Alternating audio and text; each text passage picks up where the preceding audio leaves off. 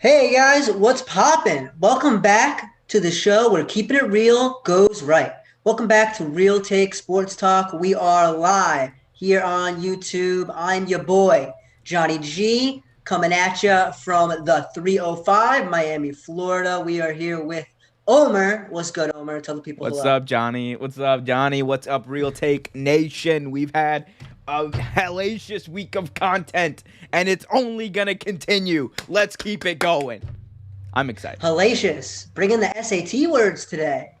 We got a great show for y'all today. We got MLB teams on the move, the NBA playoffs kicking off, the NFL schedule release, and much, much more. But before we get to all that, make sure y'all take one moment to hit that like and subscribe button down below. Check us out. We got tons of amazing videos on tap for y'all.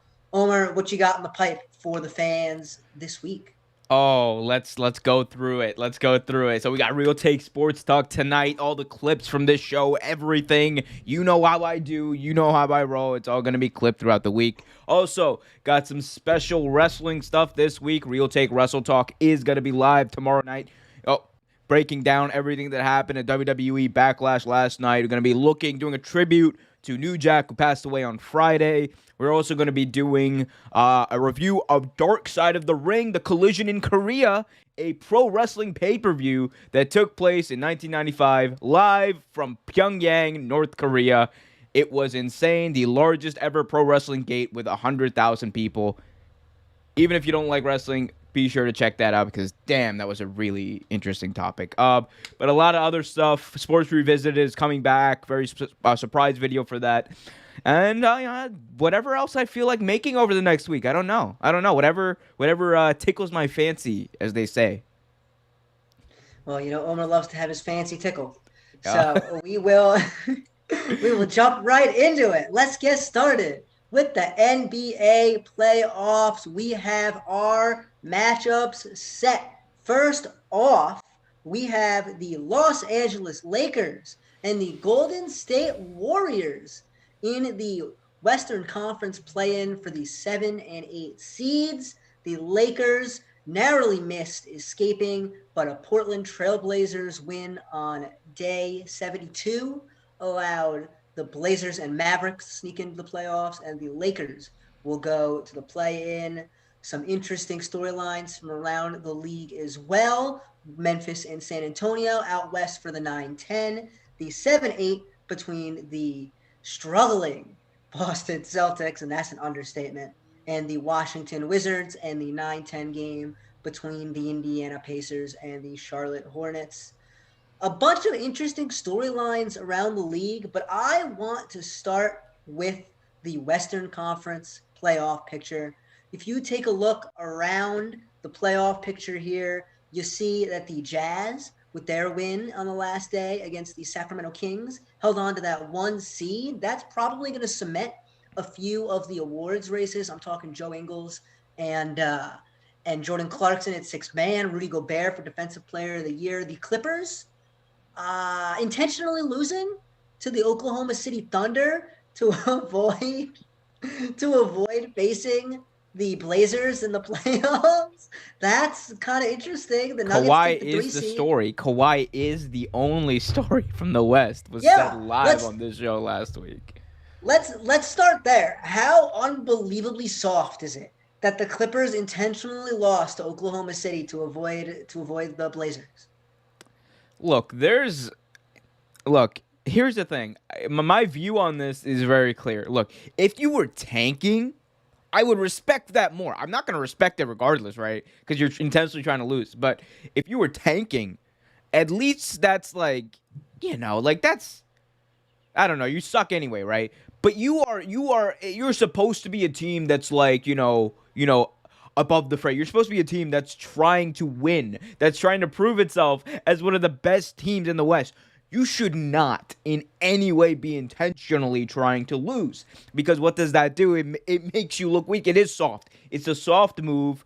I think the Clippers, especially, this is a team that needs to prove that they can win, because last year it wasn't so pretty with playoff P and pandemic P, George Paul, whatever you want to call him. It wasn't that pretty. This team wasn't playing well, and they need to elevate their game. Because eventually, hey, you're going to play a team to the caliber of the Blazers or better if you want to make it to where you want to make it. And if you don't, then you don't belong there. You genuinely don't belong there. And again, this is not a thing about hating Kawhi. This is not a thing about hating the Clippers. This is genuinely like, what are you doing? Because if we're being honest, if LeBron had done this, or if the Lakers had done this same thing, or they used the same tactic, they would be crucified like to every end for this. So I think it's weak. It is soft. It makes them look weak. And I think, honestly, if there's a team that you want to face right now, it's the Clippers, because they might have some star power, but they're unproven. They are very unproven, and they have some glaring weak spots, and a lot of it begins with their mentality. I think the mentality of a lot of the players, and most notably Paul George, when it comes to these big games, when it comes to these big moments, is weak. And until he proves otherwise in the playoffs, that he can be that second man to Kawhi Leonard, I don't see anything changing for them this year. Yeah, I agree wholeheartedly, and I want to add that it's very interesting that the Clippers chased this matchup after the Mavericks took them to 6 games last year, with Luka Doncic averaging 31, 9.8, 8.7 in 35 minutes. And that was with a barely healthy Kristaps Porzingis playing 3 games.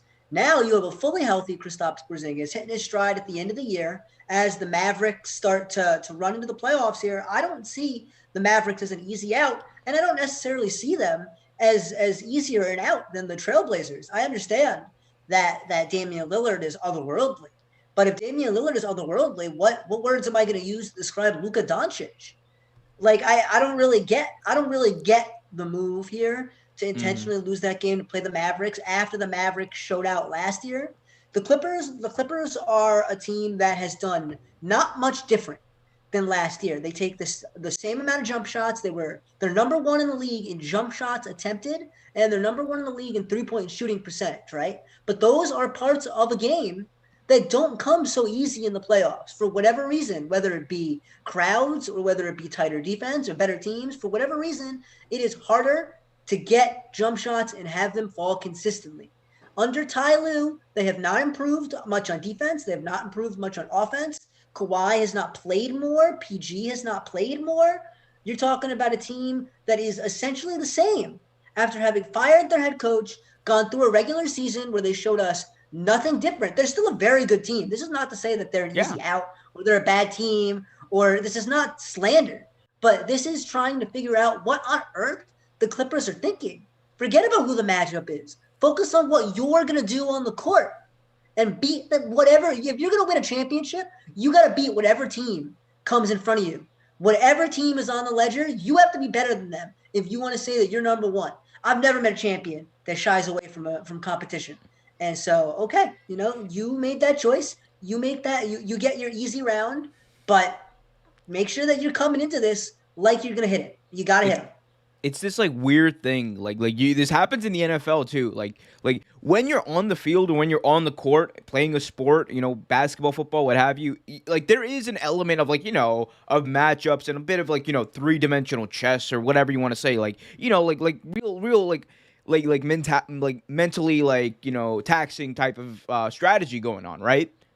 But when it comes to winning and losing games, like that basic that overarching fact of winning and losing games, I don't get it when these teams try to do this kind of stuff. Like I don't understand the NFL, or I don't understand it in the NBA. Like this 3-dimensional chess. Well, if we lose this game, then it gives us an advantage next week or in the playoffs when we eventually face this team or this team. Like as if like it really makes a difference. Like you said, you're telling me Luka is going to be a better matchup for you than Damian Lillard?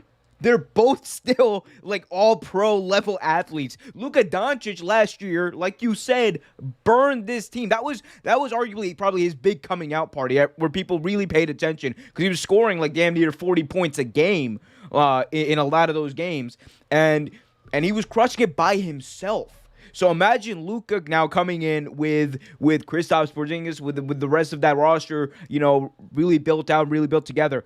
You think it's gonna be any better for you then? Like, come on. Like again, it's like you're hedging your bets on like the fact that Luka's gonna or the Mavs are gonna be a worse matchup for you, dude. Luka is a like what? He's a 6'8", 6'9", like fucking point guard. Like he runs the point like LeBron out there, and he's a slasher. Like it's dumb.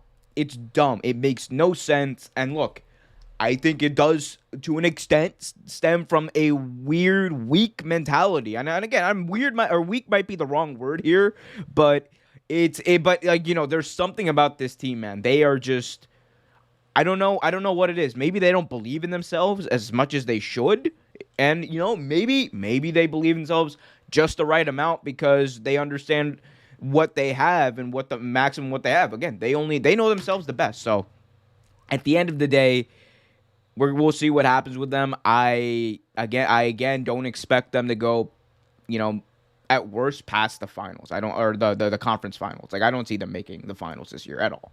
And this is a wide open West, by the way. That's a damning statement when you're already like amongst the weaker teams or as far as perception goes.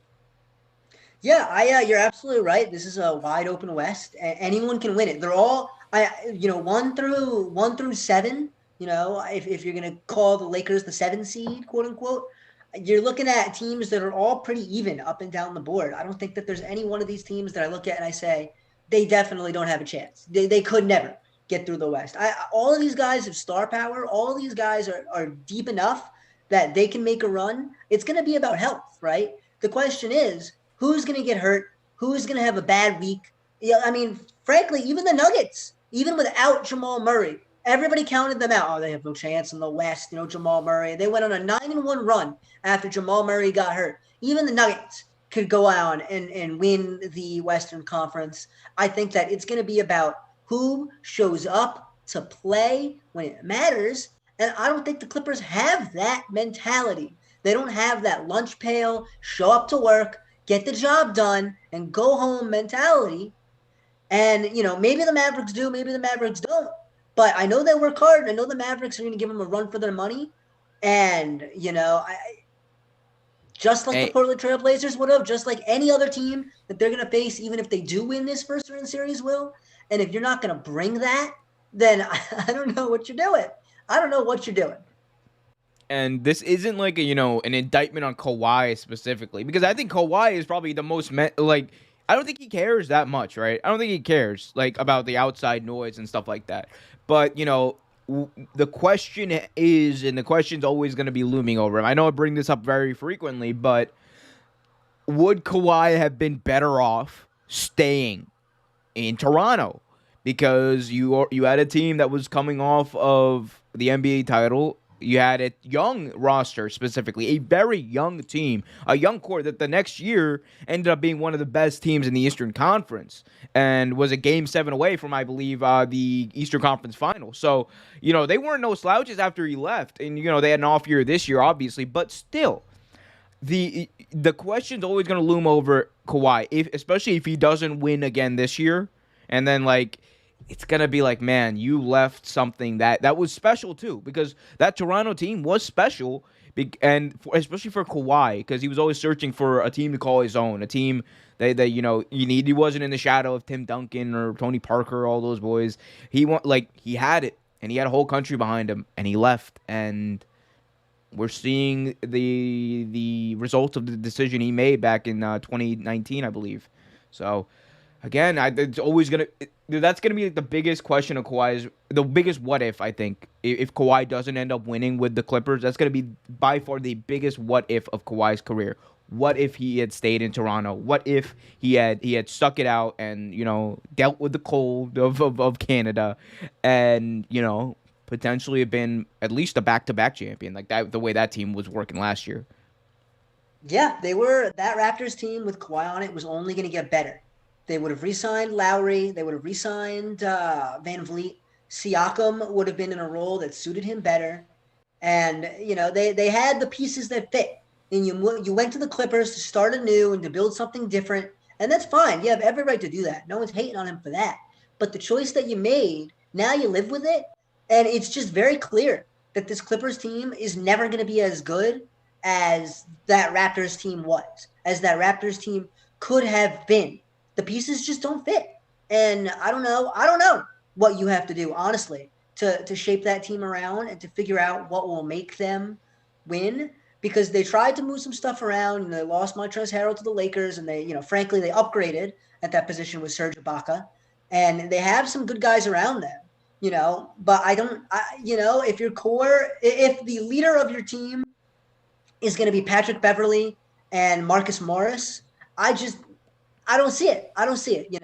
Patrick Beverly is not Marcus Smart in the way that he attacks the game. He's a damned good player. There is no doubt about that. But Patrick Beverly is not a team leader. He's not a guy that's galvanizing dudes. He's a dog. He's a guy you get behind, sure, but he's not a leader. He's not communicating on defense. He's getting his, and he's making his plays.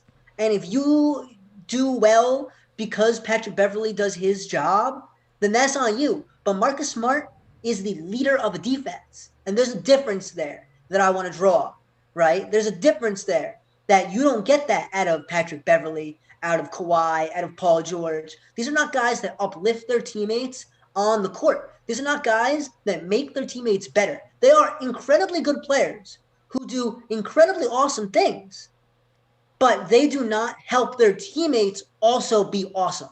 And that's the difference between a guy like Kawhi and LeBron, where LeBron helps his teammates be awesome. He elevates the level of play. Anthony Davis, in his defensive ability, Giannis Antetokounmpo, in his defensive ability, Jimmy Butler, these are superstar, even Joel Embiid and Ben Simmons, who get their teammates involved, who elevate their teammates on both ends of the floor or on the end of the floor that they specialize in. That's what these players do. They communicate, they get people organized, they lead in the huddle, they take responsibility when things go poorly, and they deflect success to their teammates. That's what leaders do. That's what these players do. And there's not a single one of them that you can point to on the Clippers and say, yeah, that's a guy that I'm going to go to war with. That's a guy who I know that I can charge behind. Sorry, you can't win without that. I would say like Kawhi does have that to an extent. Like again, he's not gonna be like the guy who galvanizes the team with like a roaring speech. He's more like a lead by example. He's like bad example. But what's that example? Yeah, but that's the thing though, is he's a bad example. He's the guy who went to LA. At the level of LeBron or even Giannis or Jimmy Butler in elevating his teammates, but he does elevate his teammates because he is that good of a player, I think. Well, but that's the difference I'm drawing. I'm not just talking about being elite at your craft and therefore you elevate. It's the Dwayne Wade, Carmelo Anthony. Why is Dwayne Wade a champion and Carmelo Anthony never became a champion? Is because Carmelo Anthony was an elite player. He did his craft like nobody else ever did. But Carmelo Anthony got his and went home, right? That was it. That doesn't mean he was a bad guy. His teammates all loved him. For all we know, he was a great locker room guy. But the problem is that Carmelo Anthony didn't elevate his teammates in crunch time. His teammates had to play off of him instead of him playing part of the system, the team of his teammates. LeBron is a system. Dwayne Wade was a system who got his teammates involved, right? Kawhi is Carmelo Anthony, but better. Kawhi is Carmelo Anthony with defense, right? That's what Kawhi is. A lot of defense. And that's what makes Kawhi a better player than Carmelo Anthony from when Carmelo Anthony was in his prime. There's no doubt about it. Yeah. But Kawhi is mellow with defense, and you need leaders. You need those guys who are going to come in and get the ducks in a row, who are going to make it. That's why that Boston team needed Rajon Rondo, right? And that's what the Clippers hope that Rondo brings them in this playoff. run is that leadership, right? That's why you bring him in, right? You hope that he does the playoff Rondo thing, and all the NBA sports writers will tell you that playoff Rondo is real, but that's what they hope he does. They hope that he is that guy that when the going gets tough, like it did last year against the Nuggets, instead of them pointing fingers at each other and yelling at each other and taking their balls and going home, that Rondo sits them down and says, "Look, guys, we got to get this shit done. We got to grind. We can't stop here. We got to keep moving." Right? That's why you bring in Rondo. And so we'll see. We'll see if Rondo has that effect for them. We'll see if Rondo is able to do that for them. But I don't know, man. You want to talk about leading by example, Kawhi? We're talking about the guy who had reports that he was showing up late to team flights and holding people back and not coming to practice and not going to meetings, and that he bitched out Doc Rivers and got him fired. Kawhi is a me guy. Kawhi is a very nice dude, I'm sure. But he is all about him and getting his. And if good things happen from that, that's great. But if they don't, doesn't really seem to matter because he's already been there, done that. He's got his 2 chips, right? He's got his legacy secure. All he's got to do at this point is rise up the regular season standings for points and rack up playoff wins, and that's going to get him in the Hall of Fame, and that's going to get him his bag, and the rest of it doesn't matter. So Yeah. I mean, if that's what he wants to do, if that's your goal, that's not a bad thing too. Like let's be clear, it's not a bad thing, right? That if you just want to get your bag, if you want to get your money, you already have the rings, and now you're just about getting the bare minimum you need to be considered a great player. But the thing is, I think the expectation of a lot of people for Kawhi, especially, was he had the potential to be one of the best all around players ever. Especially when he was younger, and I think the championship that he won in Toronto really helped his image in that. But at the end of the day, dude, I think the decision he made by going to LA, did it hurt what his legacy could have been? Probably. But if that's what he wants to do, you can't hate the man for that. You cannot hate him for making that decision unless you're in Toronto. Then you have some justification. But even then, he brought you a chip. So I don't know. So it's a mixed bag. I don't think there's any ill will in Toronto. No, there's no ill will, dude. It's kind of like when LeBron left the second time, not the first time, the second time when LeBron left, dude. Us Cavs fans, there's no ill will at all. All the ill will is directed completely at Dan Gilbert right now because he's terrible at everything he does. Fire Dan Gilbert. As it should be. Speaking of terrible owners, why don't we jump to the East a little bit? And we'll start with the 4-5 game because, I'm a little biased here. We got the Knicks and the Hawks at 4-5. We got the Bucks and the Heat at 3-6. And then the Sixers will play either Indiana, Charlotte, or Brooklyn. And Brooklyn will play either Boston or Washington. Omer, who do you see as the team that's most interesting out of the Eastern Conference to make some noise? Interesting is the Knicks, and this has nothing to do with the fact that you and Andrew have been hammering in this Knicks propaganda at me for the past year. It's the subliminal messaging.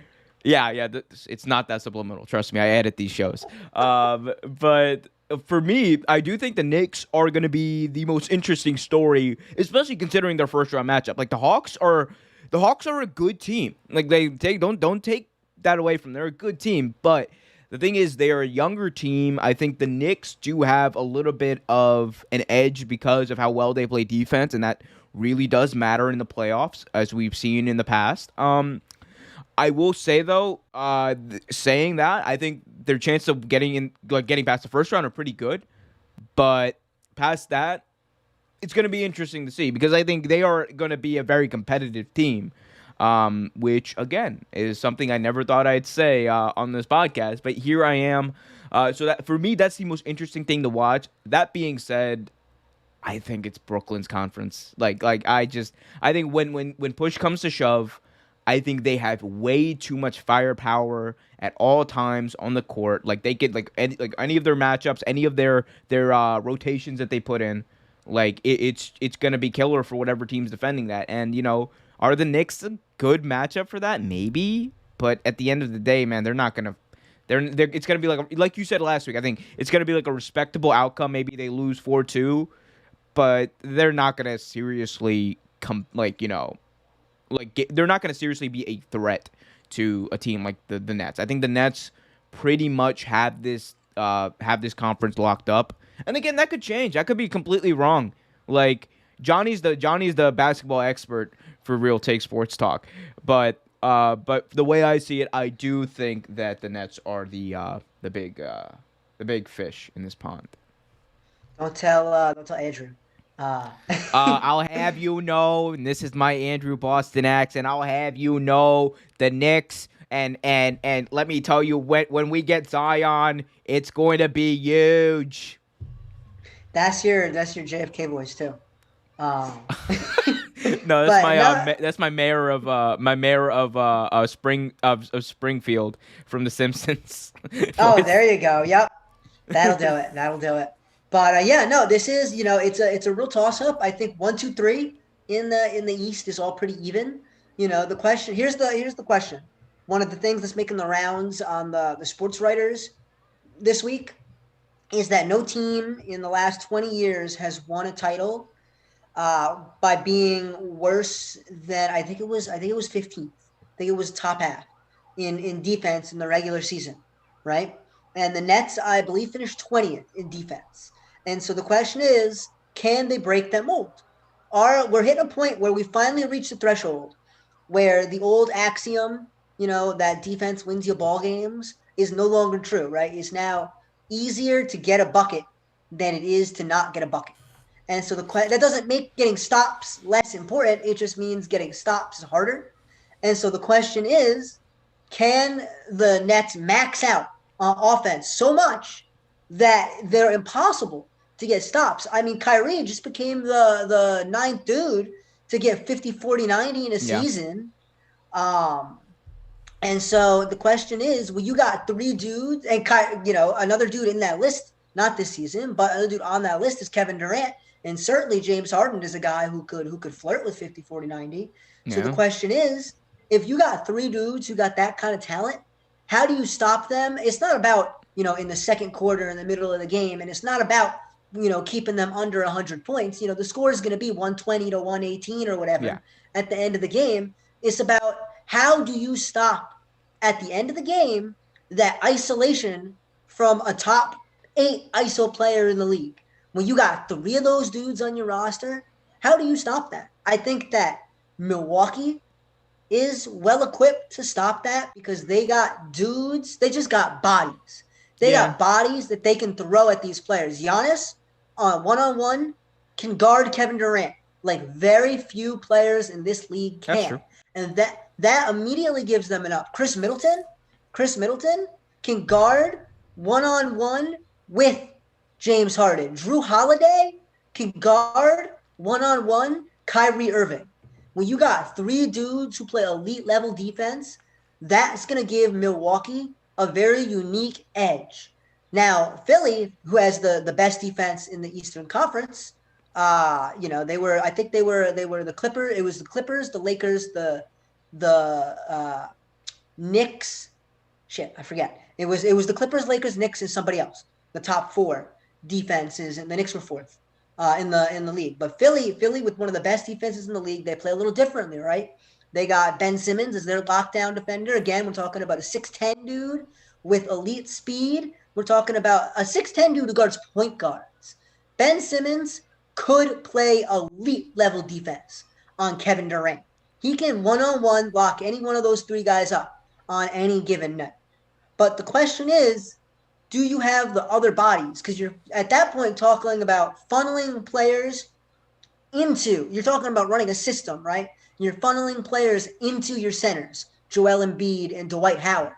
And so the question is, if you're funneling scorers into the centers, how do you keep them out of foul trouble? How do you keep Joel Embiid from burning himself out on the defensive end when you know damn well that you need his elite offense too, right? Because Tobias Harris is, for as great of a player as he is not going to carry your offense in key situations.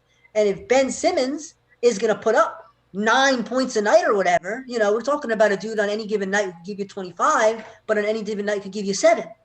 So what are you going to get out of Ben Simmons on the scoring end? Forget about passing.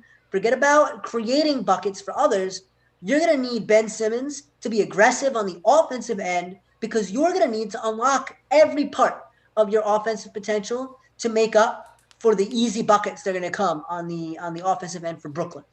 And so does Philly have the offensive firepower to keep up? And can they match that intensity on the defensive end for 7 games without exhausting themselves? And that's the question. And so, with that in mind, I think Brooklyn is the favorite just because they have the 3 best players. If you're looking at the Yeah. totality, and now that's not to hate on Giannis and Joel, right? But they are, you're talking about the 5 best players in the Eastern Conference is some combination of those 5 dudes. And Brooklyn has on the same roster 3 of them. And if you start there, I don't really know. I don't really know where else. And it's not really. We didn't really get into the Knicks, Atlanta, or Miami much. Miami can get. Miami did beat Milwaukee last year. Let's not forget that. Yeah. So Miami can make some noise, right? Bam Adebayo, one of those dudes who could lock up Giannis like it's nobody's But business. he can't do but he can't do the same to KD. He can't do the same to KD. He can't like I'm not saying like they can't be competitive against like the Nets. Like that's not what I'm saying, right? When I say like the Nets are like the odds-on favorite. I think like it's just very clear that they have, like you said, the 3 best players like in the East right now, and like in the best combo, honestly. Like those 3 players on the court at the same time, it's lethal. It's like we thought the KD Warriors were bad. This is a team like they haven't like also we have not seen them really mesh together until like the latter part of the season. And they're playing very well. Like I think they've figured a lot of things out. They have a little bit ways to go probably, and I think they're gonna figure that out in the playoffs. But this is a team when they do figure it out, and I think it's going to be in this playoffs like fully. Like it's gonna be ugly, like not even ugly. It's like it's going to be a nightmare to defend. Like even if you are the Milwaukee Bucks who do match up well against the team, it's still gonna be hard as hell to stop that 3-headed monster. Yeah, it's gonna be pretty impossible on a night to night basis, and that's why the idea is you got to keep up with them scoring wise and do your best to get stops at the end of the game. If you can keep it a close game by the end, then you can win. Because at that point it's just about trading possessions and winning 5, 6, 7, 8 possessions in the last 2, 3 minutes of the game. The point about Bam Adebayo, I think you're right because Kevin Durant scores. He's a 3 level scorer. You're talking about a dude who can hit threes from the logo, and that's not Giannis's bag. And Bam can play backdrop coverage on Giannis and absorb the drives. Where on Durant's not looking to attack you off the dribble drive. Durant's looking to play off of his jump shot. He's Mm. looking to get you airtight and then slip by you because he's going to be quicker than most of the tall dudes guarding him at the 4. And so, Bam as a more traditional undersized center is a guy who you're probably going to want absorbing cutters into the painted area more than you're going to be looking for him to move out to the perimeter. And so that's the question there is then you put Jimmy on who, you got Andre Iguodala, you got other dudes who can play defense. You got Trevor Ariza out there, but it's about can you throw enough bodies at these players to get outs or to get stops. Then you throw enough bodies at these guys to get stops, and it's a question mark for Miami. They certainly could if they put it all together. They've been playing really well of late. They've been the 3 teams fighting for those spots in the Eastern Conference, the Knicks, Hawks, and the Heat have been the best, 3 of 7 teams or so in the second half of the whole NBA. So you keep that mojo going, and anything's really possible. But it's a real question about who's going to come out of the East. My pick's on Brooklyn right now, and as is yours. Yeah, yeah. We got a fan question in the chat that I do want to get your quick opinion on because I think it's kind of Let's get funny. it. So Cody Rains in the chat asks, if you were a Saints, what do you give up for Aaron Rodgers? And Cody, to answer your question, if you are not the Ravens, the Chiefs, or any of the teams that drafted a young quarterback this past year, or the Bucks, you make a call. And I think the Saints could, you make a call. What they should give up. I mean, look, if they can seriously get Aaron Rodgers from another NFC team, dude, I would throw the kitchen sink. Dude, first round pick, Throw the second whole round pick, kitchen. Forget about the throw the kitchen whole kitchen, sink. throw the kitchen, throw the house, throw the fucking house Yeah. to get Aaron Yep. Rodgers. If you're any team, that's it's a significant upgrade from Taysom Hill, a significant upgrade from Teddy Bridgewater. If you can get rid of that Taysom Hill contract in that part of that trade, definitely make that part of the deal. But I mean, look, you get Aaron Well, Rodgers. That's not that Taysom Hill contract is non-guaranteed after the season, isn't it? yeah. But I'm saying for this season too. I don't know what their salary cap situation is, but they might actually have to move that for this year to make that work. Yeah. Because remember the salary cap also shrunk this year. Yeah, I think they're expecting it because they're signing a new TV deal at some point in the next 2 or 3 years. So I think they're looking for a cap spike. But yeah, absolutely. You throw the kitchen sink, you throw the kitchen, you throw the house, you throw the land, you throw the whole fucking town at the Packers to get Aaron Rodgers. I don't really care what it costs. The only limit is what other teams will give them. You're probably looking at what? 3, 4 first round picks. You're probably looking at, probably 1 or 2 current starters, probably on the defensive end of the ball. Yeah, You're because probably looking at you have to think like the Denver Broncos scenario that's been thrown around currently is that Patrick Surtain was their first round pick this year, and he's rumored to be part of the deal. That would be a player that the Packers would want. So again, yeah, you're right. I think they're gonna have whatever team trades for him is gonna have to throw in a defensive player. More, maybe the Saints have to throw in Marshawn Lattimore. And now if you're the Broncos, you're looking at Surtain. I think that what makes the Broncos offer more interesting is having that quarterback to send the other way.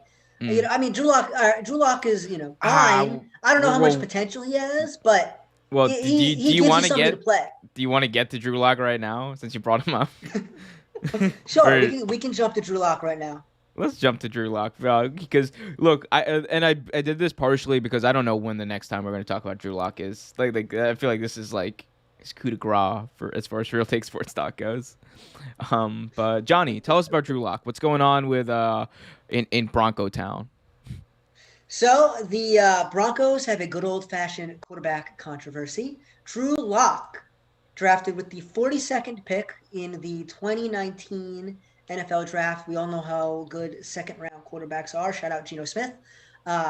With an 8-10 record, 3,000, just about 4,000 yards passing, a 23-18 TD to INT ratio on just under 60% completion. He's not bad. He's not bad, but Melvin Gordon said that this week he believes Teddy Bridgewater and that quarterback competition out there in Denver is going to bring the best out of Locke. You hear this rhetoric a lot with usually it's the coaches, not not the teammates. But yeah, you hear this rhetoric a lot of, oh, well, good old-fashioned quarterback controversy is going to make the dude earn his job. And, he's been a starter and he knows what he's capable of, and he shouldn't have his confidence rattled that we brought him a guy to challenge him. He should, elevate to the challenge. And if he doesn't, well, he doesn't deserve the job. I think that you hear that rhetoric a lot. But, I don't know how many gears higher Drew Lock necessarily has. He reminds me a lot of Kirk Cousins. And this whole situation reminds me a lot of Washington's Cousins RG3 situation. What do you think about that comp? I mean, if anything, I would say that I see why you think that, right? But if anything, I think that in this specific scenario, Teddy Bridgewater would be the Kirk Cousins because he's the one pushing the incumbent starter, Drew Lock. But for Drew Lock specifically, I mean, look, his first year, his rookie year, he did well. He did very well. He went, I believe, 4-2 as a starter. He had some pretty good games, and he showed a lot of poise, which for a young quarterback, that's a big measuring stick of how you're going to develop and what teams look for, especially in your first year on a bad team, because the Broncos, their first year, were a bad team.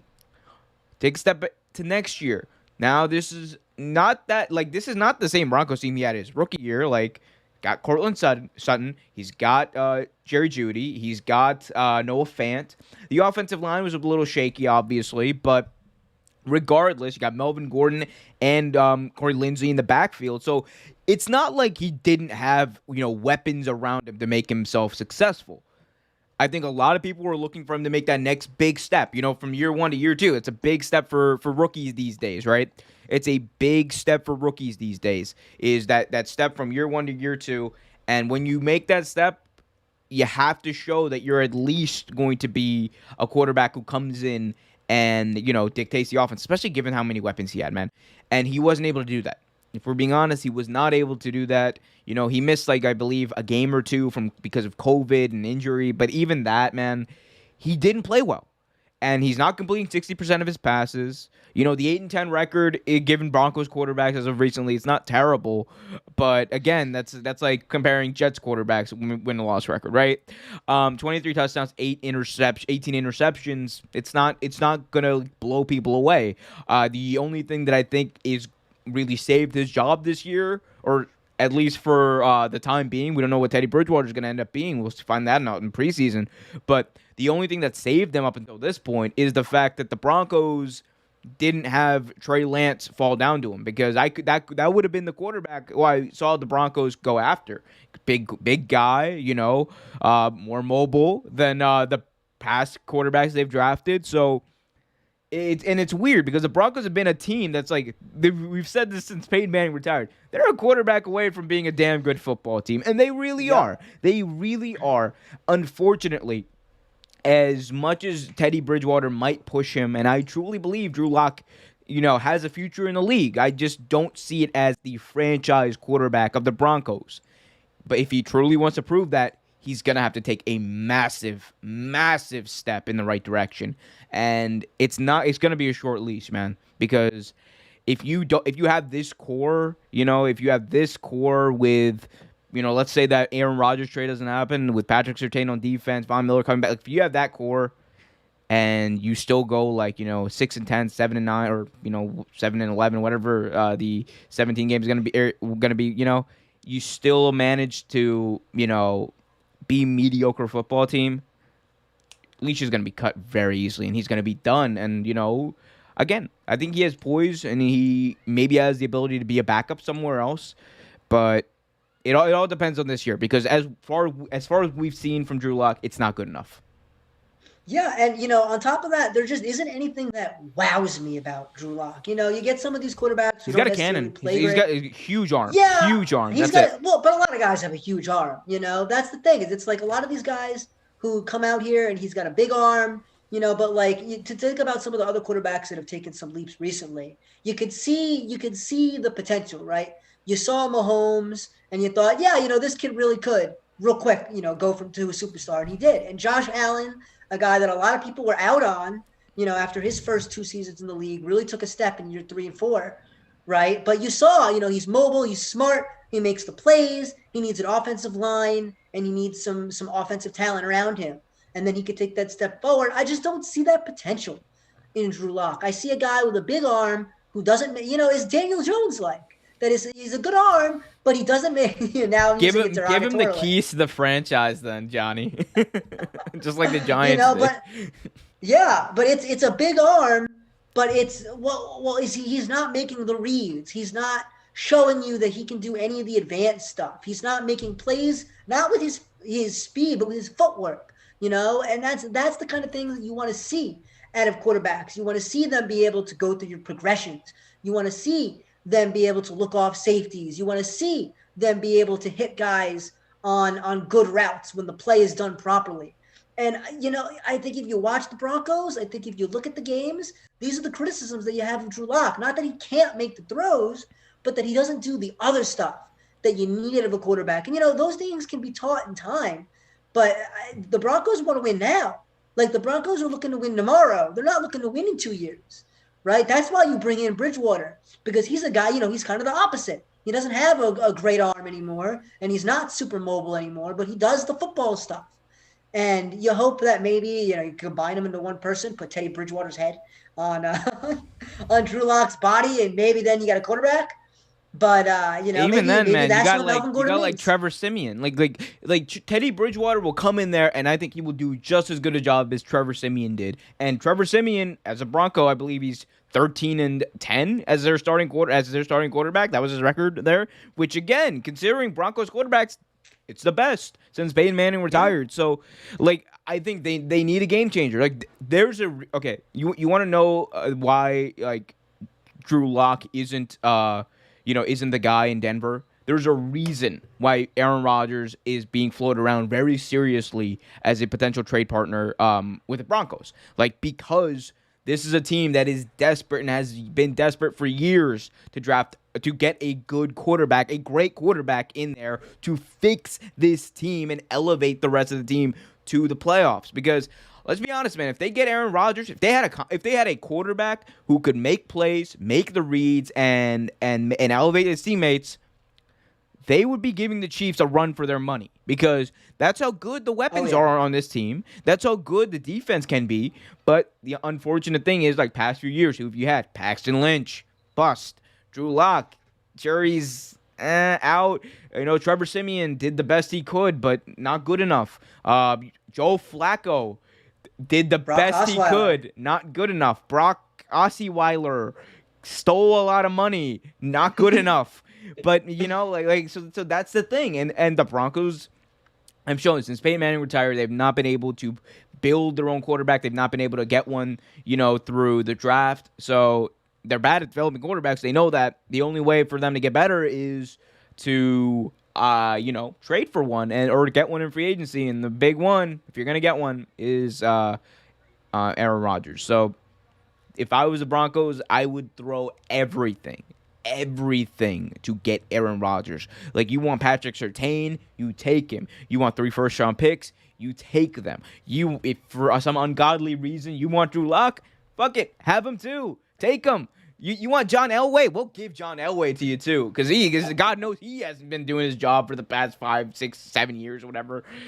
So again, it's one of those things where we wish him luck, but at the same time, he hasn't shown that. Like you said, he hasn't shown that wow factor, and it's not even he's shown it in spurts, right? It'd be one thing if he had a few games where it's oh wow, this guy could be special. Because even Josh Allen, his rookie year when the team was bad, when he wasn't playing as well, not completing 60% of his passes, you saw a bit of the wow factor. Man, this guy can run. This guy can do things. He can do things that elevate his game, even though he hasn't developed to the point where he's a Pro Bowler or whatever, right?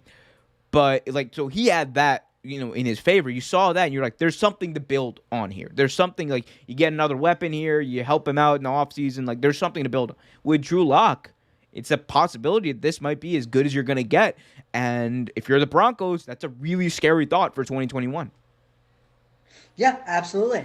I think you're spot on, and at some point the Broncos got to find that guy. I will say, I think if you trade John Elway, there'll be riots in Denver. They really like him.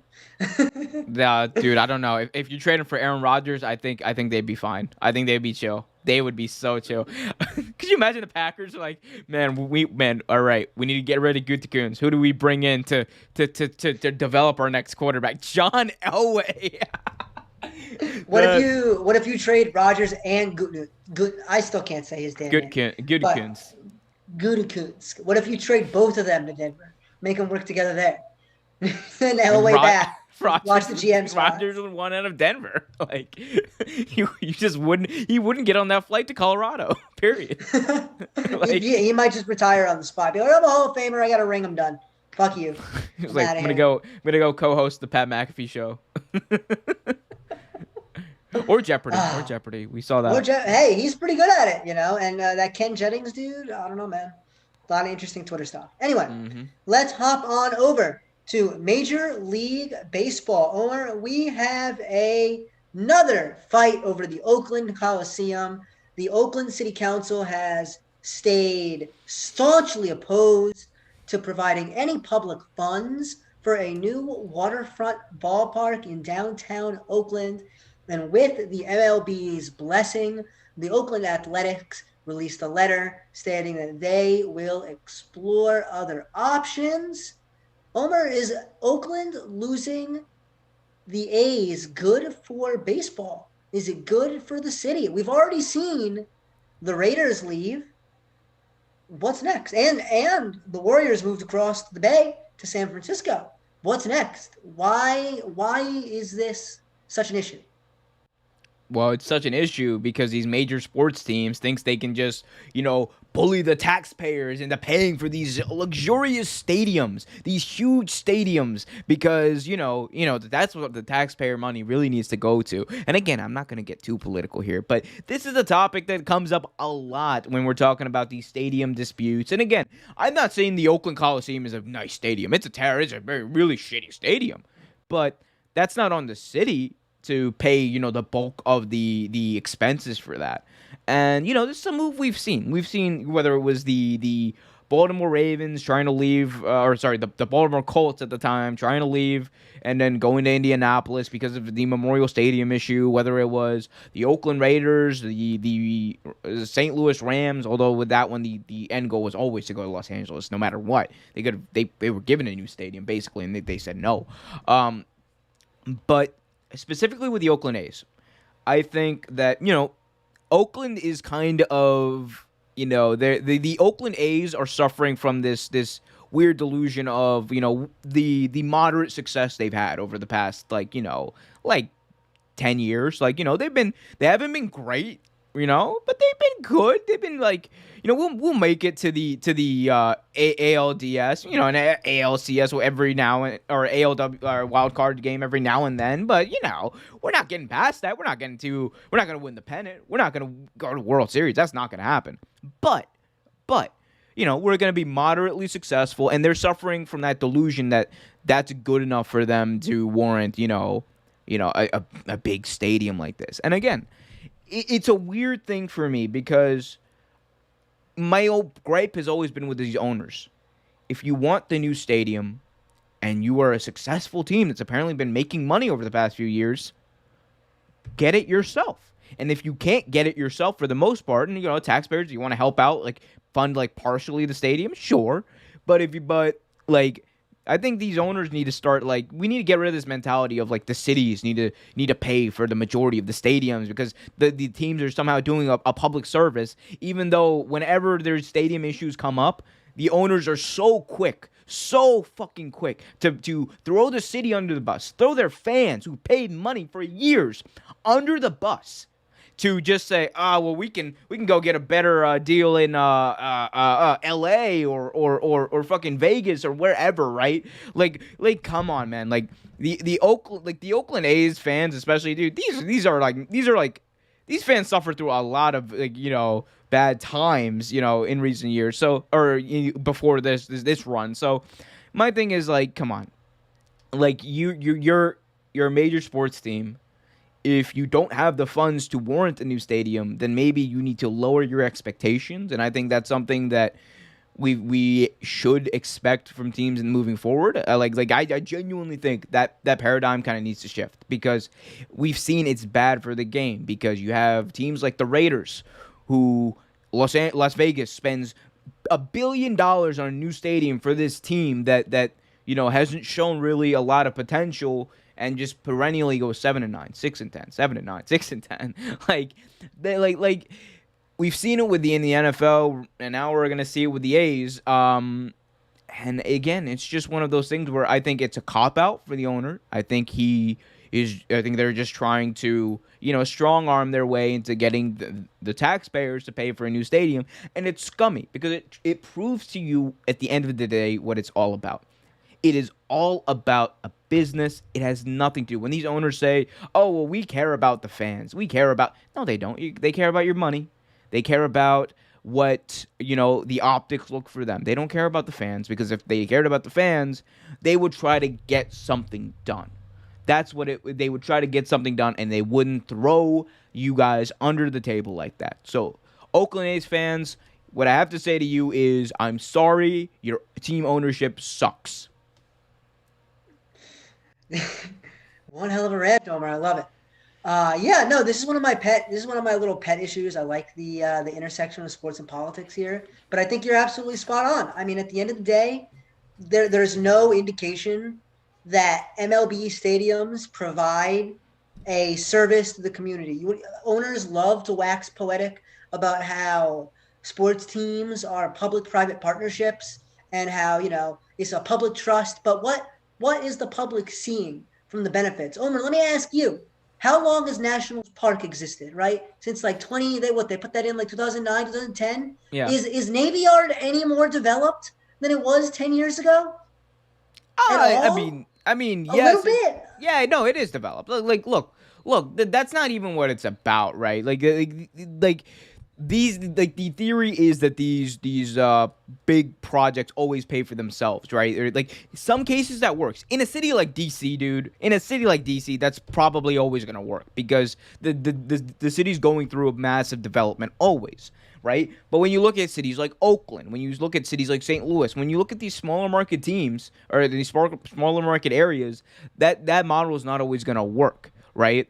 And a lot of times it does decentivize teams from doing that. But that's the point. My thing is, don't use the fact that you're providing a service that you know is probably not going to pay for itself as soon as you're saying it's going to, or it might not even at all.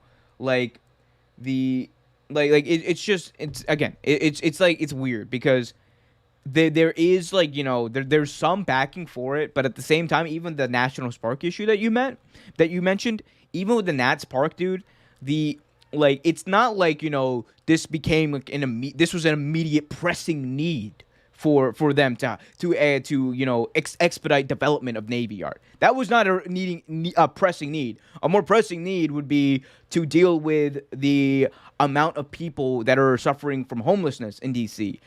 More pressing need, and I think you can probably say similar things about Oakland from the problem I'm about to bring up. More pressing need would be attacking the number of people that drop out of school, high school in DC. The more pressing needs to feed impoverished families. Like these are again overlapping things you can say about a lot of these major cities and a lot of these areas that are lower income.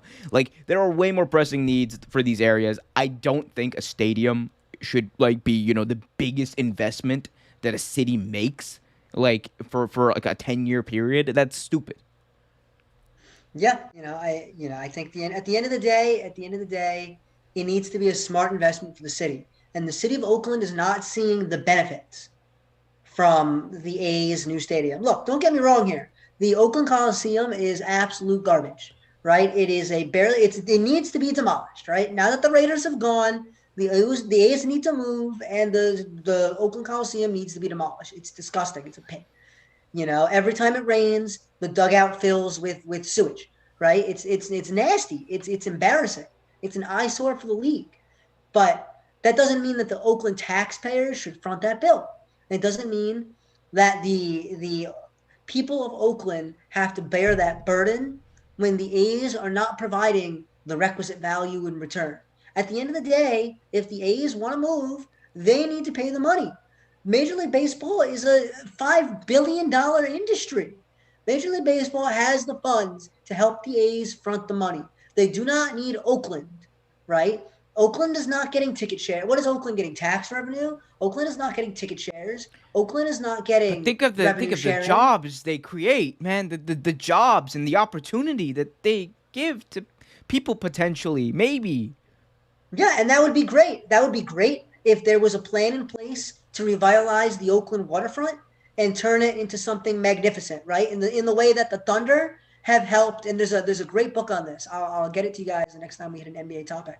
But there's a great book on how the Oklahoma City Thunder move helped revitalize the Oklahoma City waterfront as part of a huge city widespread plan. And that's a wonderful thing. And that's when paying the money as a city council from your city coffers, that's when paying that money makes sense. But it doesn't seem like the city of Oakland is interested in that right now. And if that's the case, then you shrug your shoulders and you say, okay, well, we need a new stadium either way. And so we're going to move. The A's are within their right to peruse other cities and decide if they want to go elsewhere. It's different, as you mentioned, with the Rams, because they were going to go to LA no matter what. That was the end goal. It wasn't about renegotiating with St. Louis because they broke their lease to leave to leave St. Louis, and they actually cost the city of St. Louis like $500 million in that. I think there's actually I don't know if the lawsuit's still pending, but I think the city sued the Rams, but it's the question is, okay, fine, if the A's have their right to move, is there space in Las Vegas? Is the city going to be willing to house the A's along with the Raiders? Is there, maybe they move east to Montreal, maybe they move south to Mexico City. There are options if the A's do, maybe, north to Vancouver. I think Nashville. Nashville has been or Charlotte has been some low key areas, maybe moving into the Braves market in that area. I think that there's maybe a third Texas team in Austin or something. I think there are options for the A's if they want to move around. But I applaud the Oakland City Council for standing pat and not letting the Oakland A's and Major League Baseball bully them into making a financially unsound decision for the city, for the residents of Oakland. Agree. So Agree. I think Again, more pressing. Like I promise you, Oakland has more pressing matters than a stadium. And again, the days of the sports teams being a public service and part of the community, really there's still a sense of community. I'm a Packers fan, or I'm a Ravens fan, or I'm a A's fan. There's still a sense of that. But at the end of the day, there's so much disconnect from the actual operations of the team and the actual team itself and the fans. It's not, we're not in 1924, right? We're not when back in the day when the teams literally owned or the community literally owned stake in the team and really helped and the players were part of the community. That's not what it is anymore, and it hasn't been for a long time. And for owners to really keep a little bit of that lineage alive, to use as a marketing tactic, it's scummy. It is scummy, and it's always going to be scummy to me. And again, I try to keep out of politics on this show, but you can't with this topic. You can't stay out of it. It's always scummy to me when millionaires, billionaires ask taxpayers to pay expenses for something they want to build. That's never gonna look good. You can't. No matter what way you spin it, it's scummy, and it shouldn't happen. Again, if Major League Baseball and the almighty Rob Manfred want to really say that we care about the fans and want to prove it, then maybe this is a step they take. Maybe they say, hey, A's, you can't move. But you know what? Rob Manfred actually did the opposite of that. He gave them permission to go look at other cities. So it doesn't matter. Fire Rob Manfred yesterday. Fire Rob Manfred last year. Fire Rob Manfred. Seriously, this dude is so inept as a... Let me stop before I wake up my roommates. Yeah, no, I think it's interesting. This is the first time. This is the third or fourth time in the last decade that the A's have threatened to leave Oakland. But each time, Major League Baseball has blocked their move. Or I think last time they were looking to go to San Jose and the Giants, because the Giants have a AAA team in San Jose. They blocked the Oakland A's move at that time. I think that the A's maybe should move. I think that this is just a theme. You made a joke about 1924. Where the A's were playing baseball in 1924. Philadelphia. So the A's are no stranger to moving. They made a cross-country journey to go west way back when. And so, okay, I think that maybe the A's should move. Maybe it's time to get baseball out of Oakland. And maybe Oakland is just not a town that's going to have sports teams. And that's okay. Not every city needs to have a sports team. It's not going to kill anybody. Nobody's dying over the fact that the A's might leave, that the Raiders left. If there's success to be had elsewhere, you think you can have more success. We always say that at the end of the day, this is a business, right? For as much as we want to, laud the public-private, image, the brands that are so vital to communities. I love my Mets. Don't get me wrong. If they ever leave, I'd be heartbroken. If they ever left, I'd be heartbroken. But at the end of the day, it's a business. We know that. I've been heartbroken over the Mets' business decisions to let players go or to do stupid things. But that's what it is. It's a business. And so make a business decision. If leaving Oakland is the business decision, then do it. Go to San Jose. Go to Vancouver or Montreal or Las Vegas or Mexico City or Nashville or Charlotte or wherever. Doesn't matter. But do it then. Stop Go to bitching. go to Stop LA and moaning. have no fans. Go, What could go play another? with the Chargers. Hey, technically, baseball only has one LA team because the other LA team is the Los Angeles Angels of Anaheim. True, It's the true, and they've official gone name. through a couple Official name name. changes that way. Yeah. I think they changed their name last 2005 from the California Angels, Yeah. which they had been since like the 70s. But That's literally like the it's San Diego Chargers calling themselves the Los Angeles Chargers of California or something. Like when they were in San Diego. It's like almost the same thing. Um, yeah, but yeah, no, uptown. this It's the is suburb. yeah. Man. Yeah, it's far. It's a little far out. Anyway, it's all you know. So, speaking of Ooh, Los good. Angeles, let's hop over to the I'm National amazing. That League. was a great segue. I am amazing at this. I am amazing at this, considering I'm the one who said it. Albert Pujols, Hall of Famer or future Hall of Famer, Albert Pujols, after getting cut by the Los Angeles Angels of Anaheim, signs with the Los Angeles Dodgers.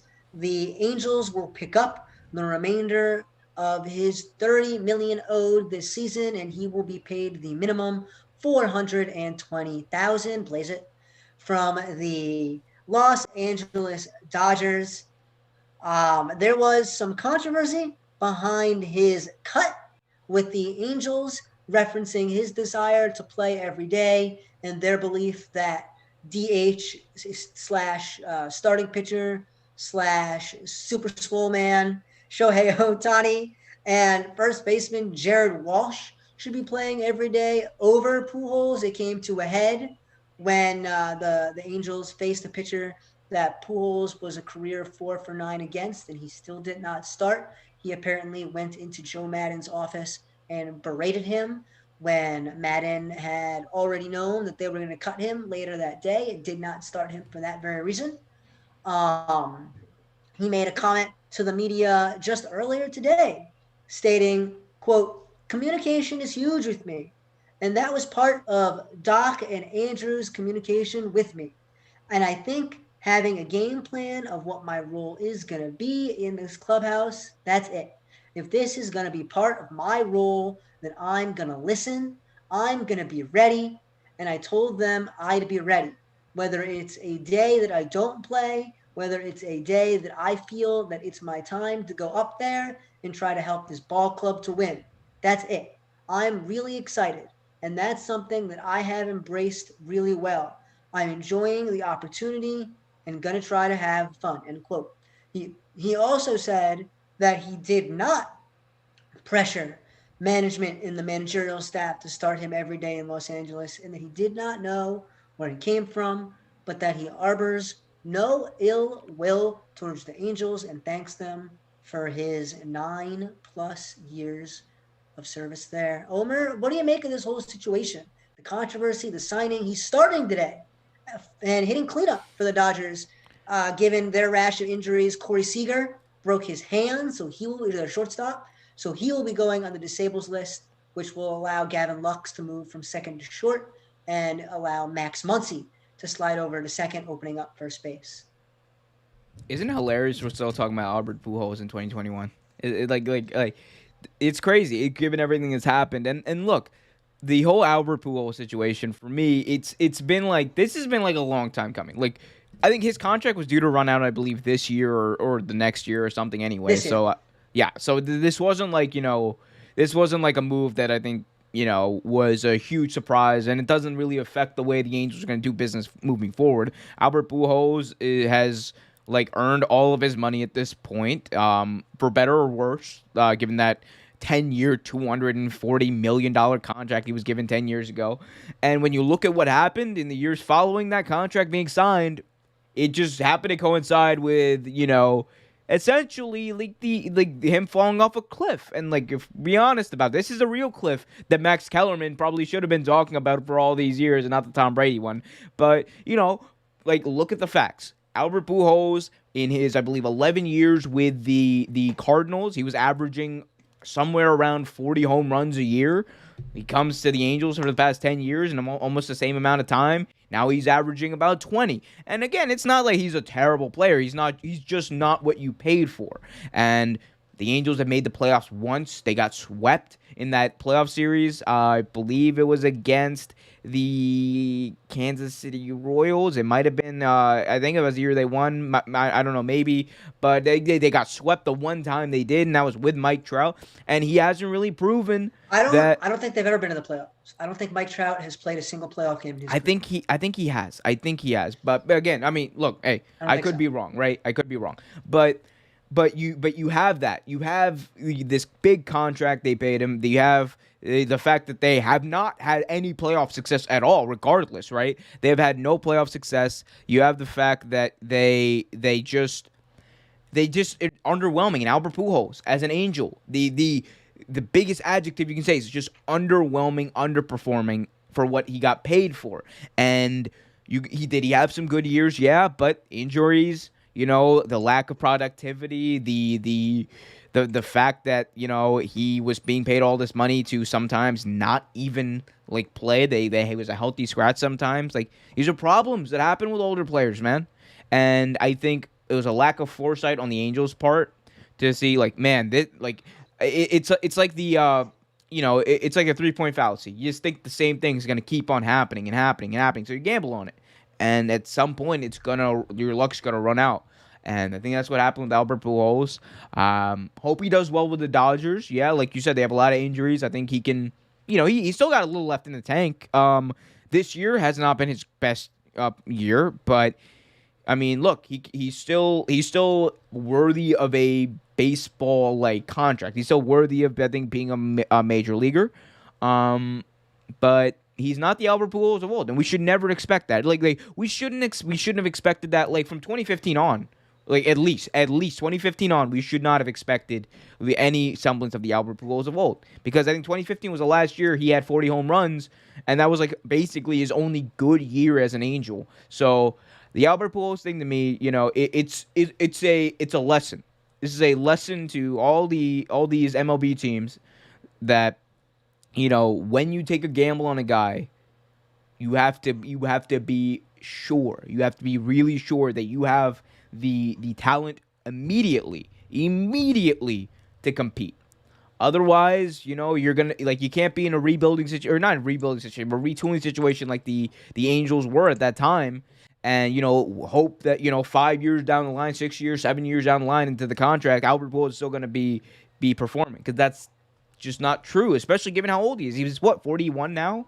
Like it's he's old, man. He's old, and again, I hate saying that, but it is what it is. The contract didn't work out. Good luck to Albert Pujols at the Dodger. I want to read you some stats. The Read the me some first thing I stats. want to the first thing that I want to say about Albert Pujols is that there's not a single person in Major League Baseball that believes Albert Pujols is actually 41. This was a report that came out a few years ago. A former Marlins exec Mm-hmm. had mentioned that they had tried to sign Pujols, but that one of the issues they had was they didn't actually believe he was his age, right? And this is a pretty common thing. You saw it with Wandy Rodriguez for the Pirates a few years ago, about a decade ago. Was that he, nobody wants to sign a 17-year-old who throws 80 miles an hour, right? But if a 16-year-old throws 80 miles an hour, then fuck yeah, we'll sign him, right? And that difference might seem asinine to us, but to a scout, that extra year of development is it's the world, because that's another year where your body as a young kid is developing and maturing. And if you're that level ahead at a younger age, then you're gonna be in a better place. And so what people believe is that he's a couple years older. So assuming that he's 43, 44, 45, that's the collapse that he experienced from his production after the 2016 season is understandable. So let me read you some stats here. In his 11 years with the St. Louis Cardinals, he has 455 career home runs, or 445, career home runs, 1,329 career runs batted in, and he has a career slash line of 328, 420, blaze it, 617, a 1037 OPS, good for a 170 OPS plus, right? Those are unbelievable Hall of Fame numbers for Albert Pujols, right? He retired at the end of those 11 years. He was going straight to the Hall of Fame. With the Angels, in 10 seasons, 222 home runs, 783 RBIs for a slash line of 256, 311, 447, good for a 758 OPS and an OPS plus of 108. Still not terrible. He's been for his career a slightly above league average hitter with the Angels, but we're But talking about a it's a guy tale who of two fell off the careers, face of the basically. earth. Yeah, Yeah. he fell off the face of the earth since he has not been a league average hitter since 2016 when he posted a 113 OPS plus. In 2017, he was an 80 OPS plus, 91 in 2018, 90 in 2019, 77 in 2020, and then 71 in his 92 at bats this season, hitting a putrid 198. And league offense is down across the board this year, so it does make sense that he's batting under the Mendoza line at this moment. But you're just looking at a guy who doesn't have a ton left in the tank, was not the same player he was in Los Angeles, got paid not for what he was going to do in the future, but as a legacy contract for what he had already accomplished in this league. He got paid for the brand. He got paid because he was Albert Pujols, and it didn't matter what else he was going to do because we all knew that at his age 30, 31 season after that, he wasn't going to be a superstar into his 40s. Just nobody does that, right? Nobody does that.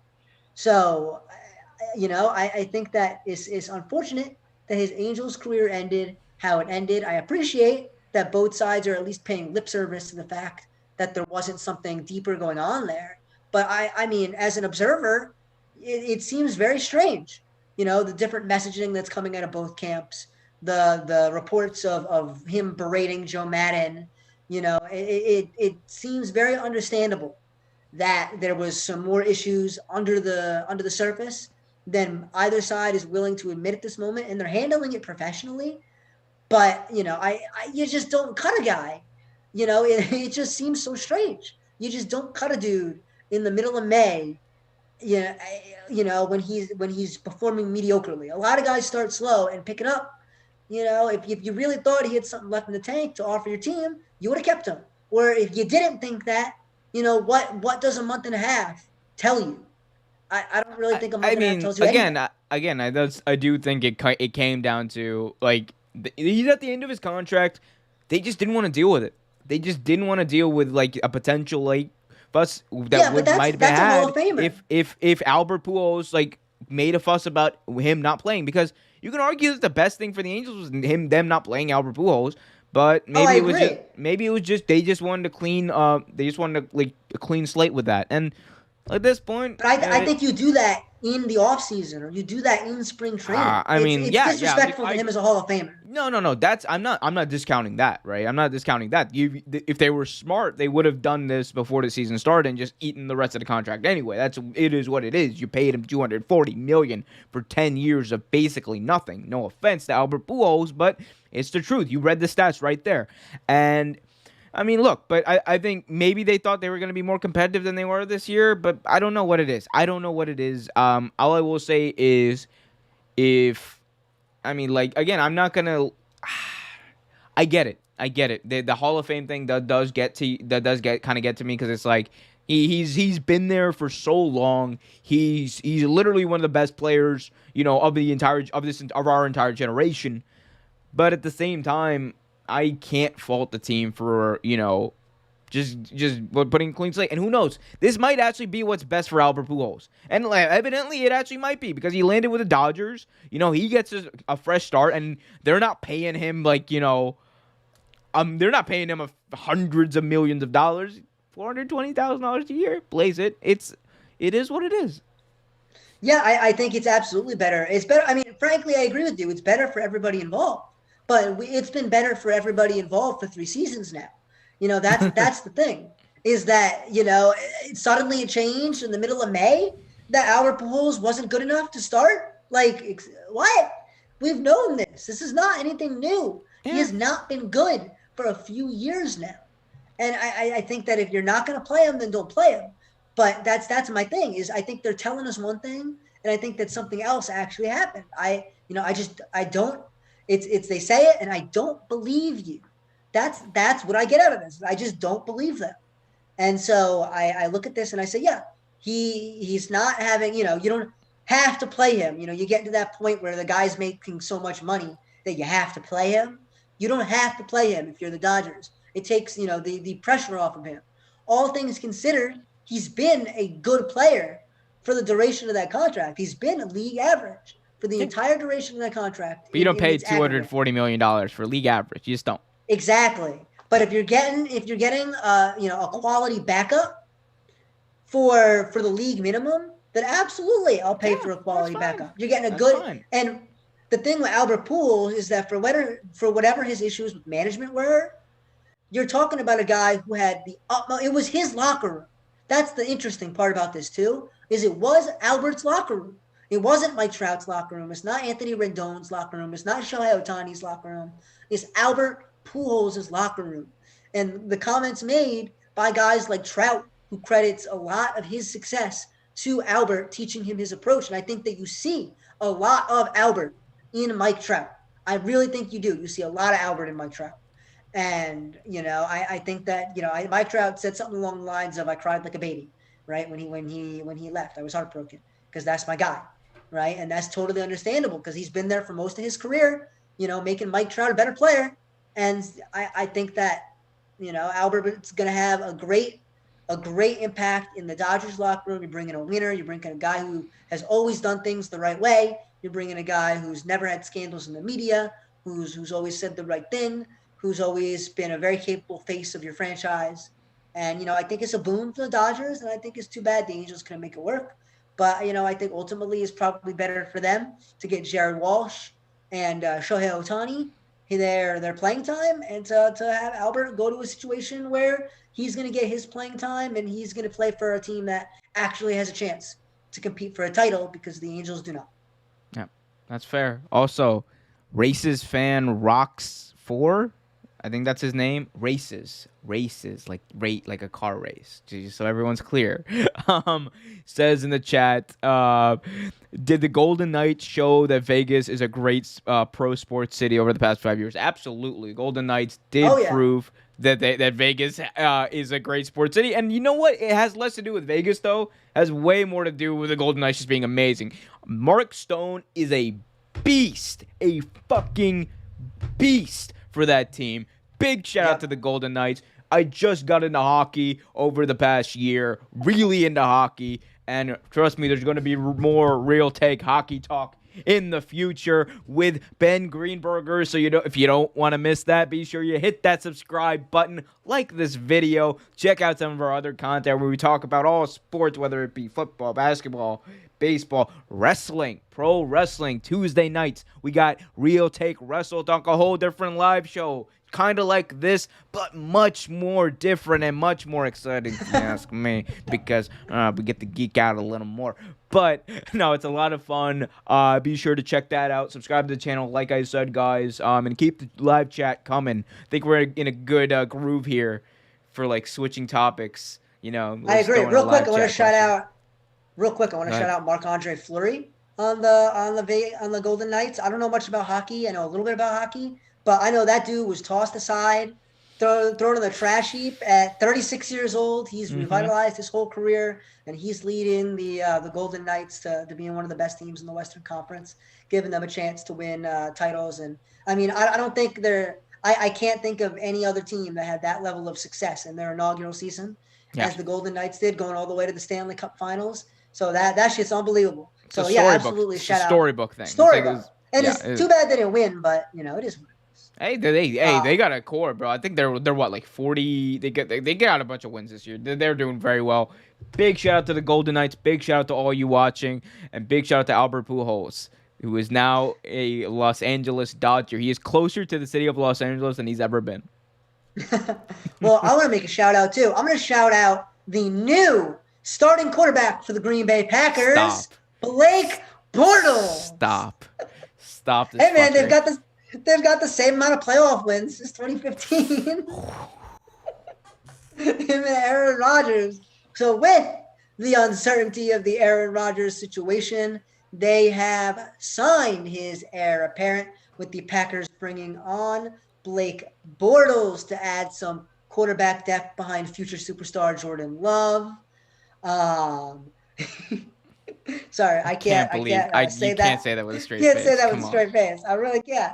Uh, Bortles spent last season with the Jaguars or excuse me, as the Broncos and L.A. Rams, backing up Locke and Jared Goff, the now dearly departed to Detroit Lions. He probably might as well be dead, but that's neither here nor there.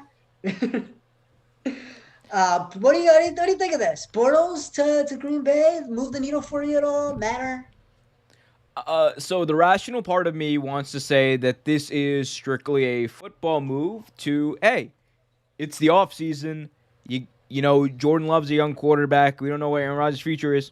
You always need another arm. Like this isn't like it's not dissimilar from quarterbacks like being signed in the offseason. Like who knows if Blake Bortles is going to be on the roster or not. But quarterbacks usually are signed. They think they signed another guy from the Falcons. I forgot his name, but usually you sign a bunch of arms for training camp, see what happens. Right? That's usually how this goes.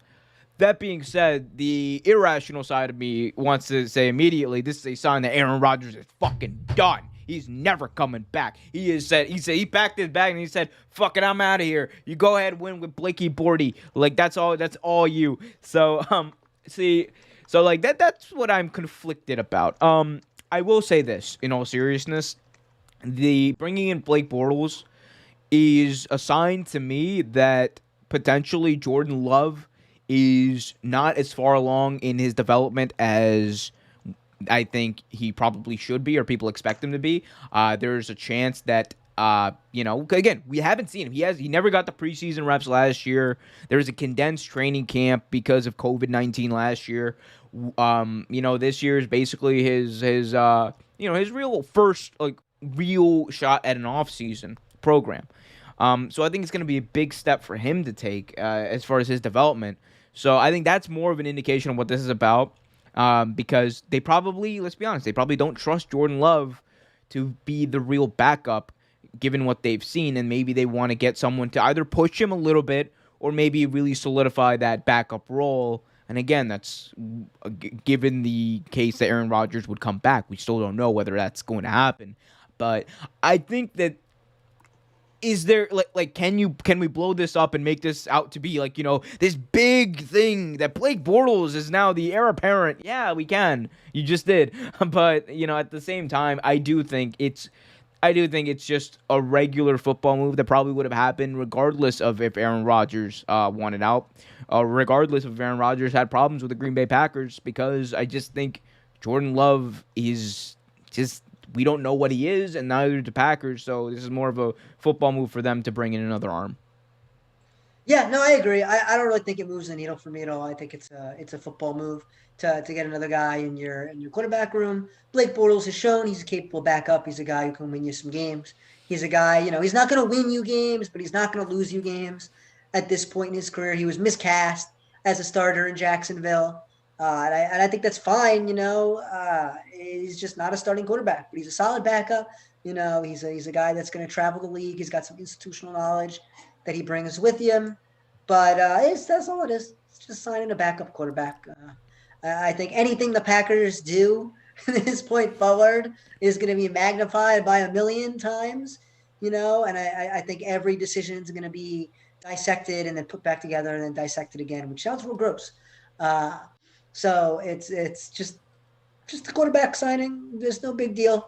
Bortles is a smart guy. He's a nice dude. I'm sure he'll do great. Probably not playing a single snap for them. That being and frankly, said, if you don't. That being said, what if Aaron Rodgers doesn't show up? Let's throw this scenario out there. Aaron Rodgers doesn't come back as a Packer. They trade him or he decides to sit out, whatever. what the fuck do the Packers do next year with Blake Bortles and Jordan Love as their top two quarterbacks?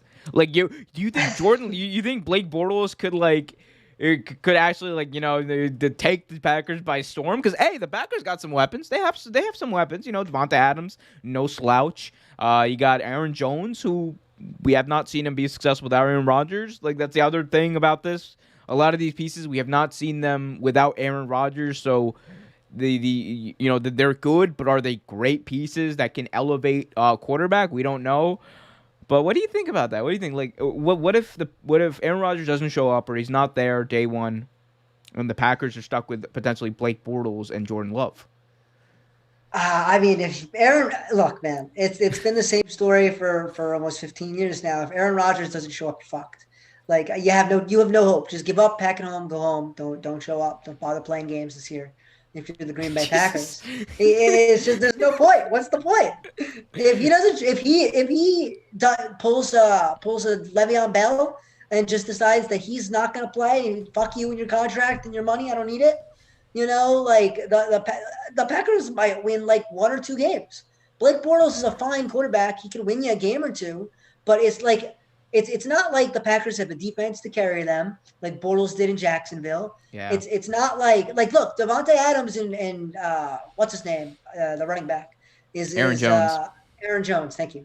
They're good players. Like, it's not like they're bad players, but it's not like Aaron Jones plays off of Rodgers. He doesn't play off of an elite Green Bay offensive line, right? He's not doing that like Zeke was a few years ago behind that Cowboys line. Aaron Jones has space because Aaron Rodgers is the guy that you game plan for, right? So if you take away that threat, Aaron Jones is a downhill runner.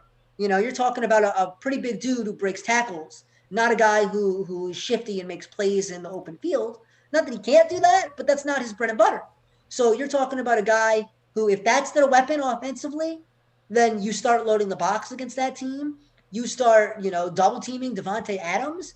You take away their playmakers and make Bortles make plays on the offensive end, and that's when Bortles throws the interception. He's gonna see ghosts, because that's man. when he has to press. Yeah, that's exactly what's gonna happen.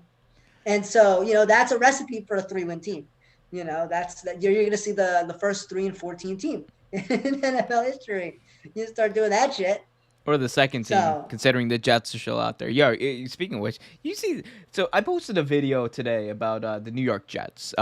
Zach Wilson, remember the Zach Wilson segment we did last week? Yeah. I posted that video. This fucking guy in the comment section.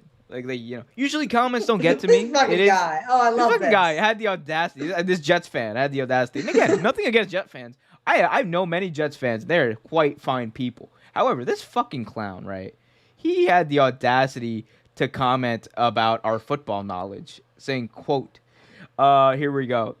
You guys have to get your facts correct. Don't be lazy. Actually do your homework when you discuss football teams. Note, James Morgan didn't start for the Jets last year. Okay, we missed that. I'm sorry. We missed that. The Jets had over 80 attendees in non-voluntary camp. That means so much, doesn't it? Wide receivers, Corey Davis. Good wide receiver. Not great, but good. Jamison Crowder. Okay. Denzel Mims. Only good when Joe Flacco's throwing him the ball. And Elijah Moore. Big bust potential from the draft. Big bust potential on Elijah Moore. That's the one player I wanted the Ravens not to draft in the first round. I responded to this by saying how many games they win in this year. That, I never get really petty in the comments.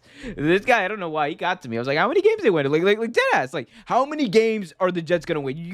You point out all this stuff about, oh, wow, we're wrong. Is it going to change the result of what's going to happen next year? No. They're still going to win, 3-4 games. What makes Jets fans so angry? We said nice things about Zach. Their team sucks. Their team sucks. That's what makes them so angry. He's like, you tell me, he responded to this, actually. You tell me, genius. You're the one with all the answers. And I responded, 4. The Jets are going to win 4 fucking games. And Jets fans are still going to complain when we talk about their team being bad. I'm sorry, your team is bad. It's not on you. It's not on Jets fans. Let me make that abundantly clear. It's on the ownership. It's on the GM. It's on the coaches. And hopefully Robert Saleh can get things patched up. But the Jets are just so bad internally, institutionally. That is a train wreck. Fuck the Yeah. Jets. Look, Fire as long as the New York Jets, man. Fire the New York Jets. fire the Johnsons. As long as Woody and Charles Johnson own the New York Jets, they're not going anywhere. It's the same issue that we see with these new. I mean, if to jump back to hockey for a second, we just saw the Rangers have a complete and utter meltdown. Oh yeah, because Leon Rose on the Knicks side of things told James Dolan that he needs to fuck off if he ever wants the Knicks to succeed. And so James Dolan jumped up on the other side and said, okay, I guess I'll fuck with the Rangers and fire everybody. So, as long as you have guys like that owning your team, that's what's going to happen. You saw with the Nets. As soon as Mikhail Prokhorov sold the Nets got good. It's not like they even did things differently. But Mikhail Prokhorov was the reason behind that trade.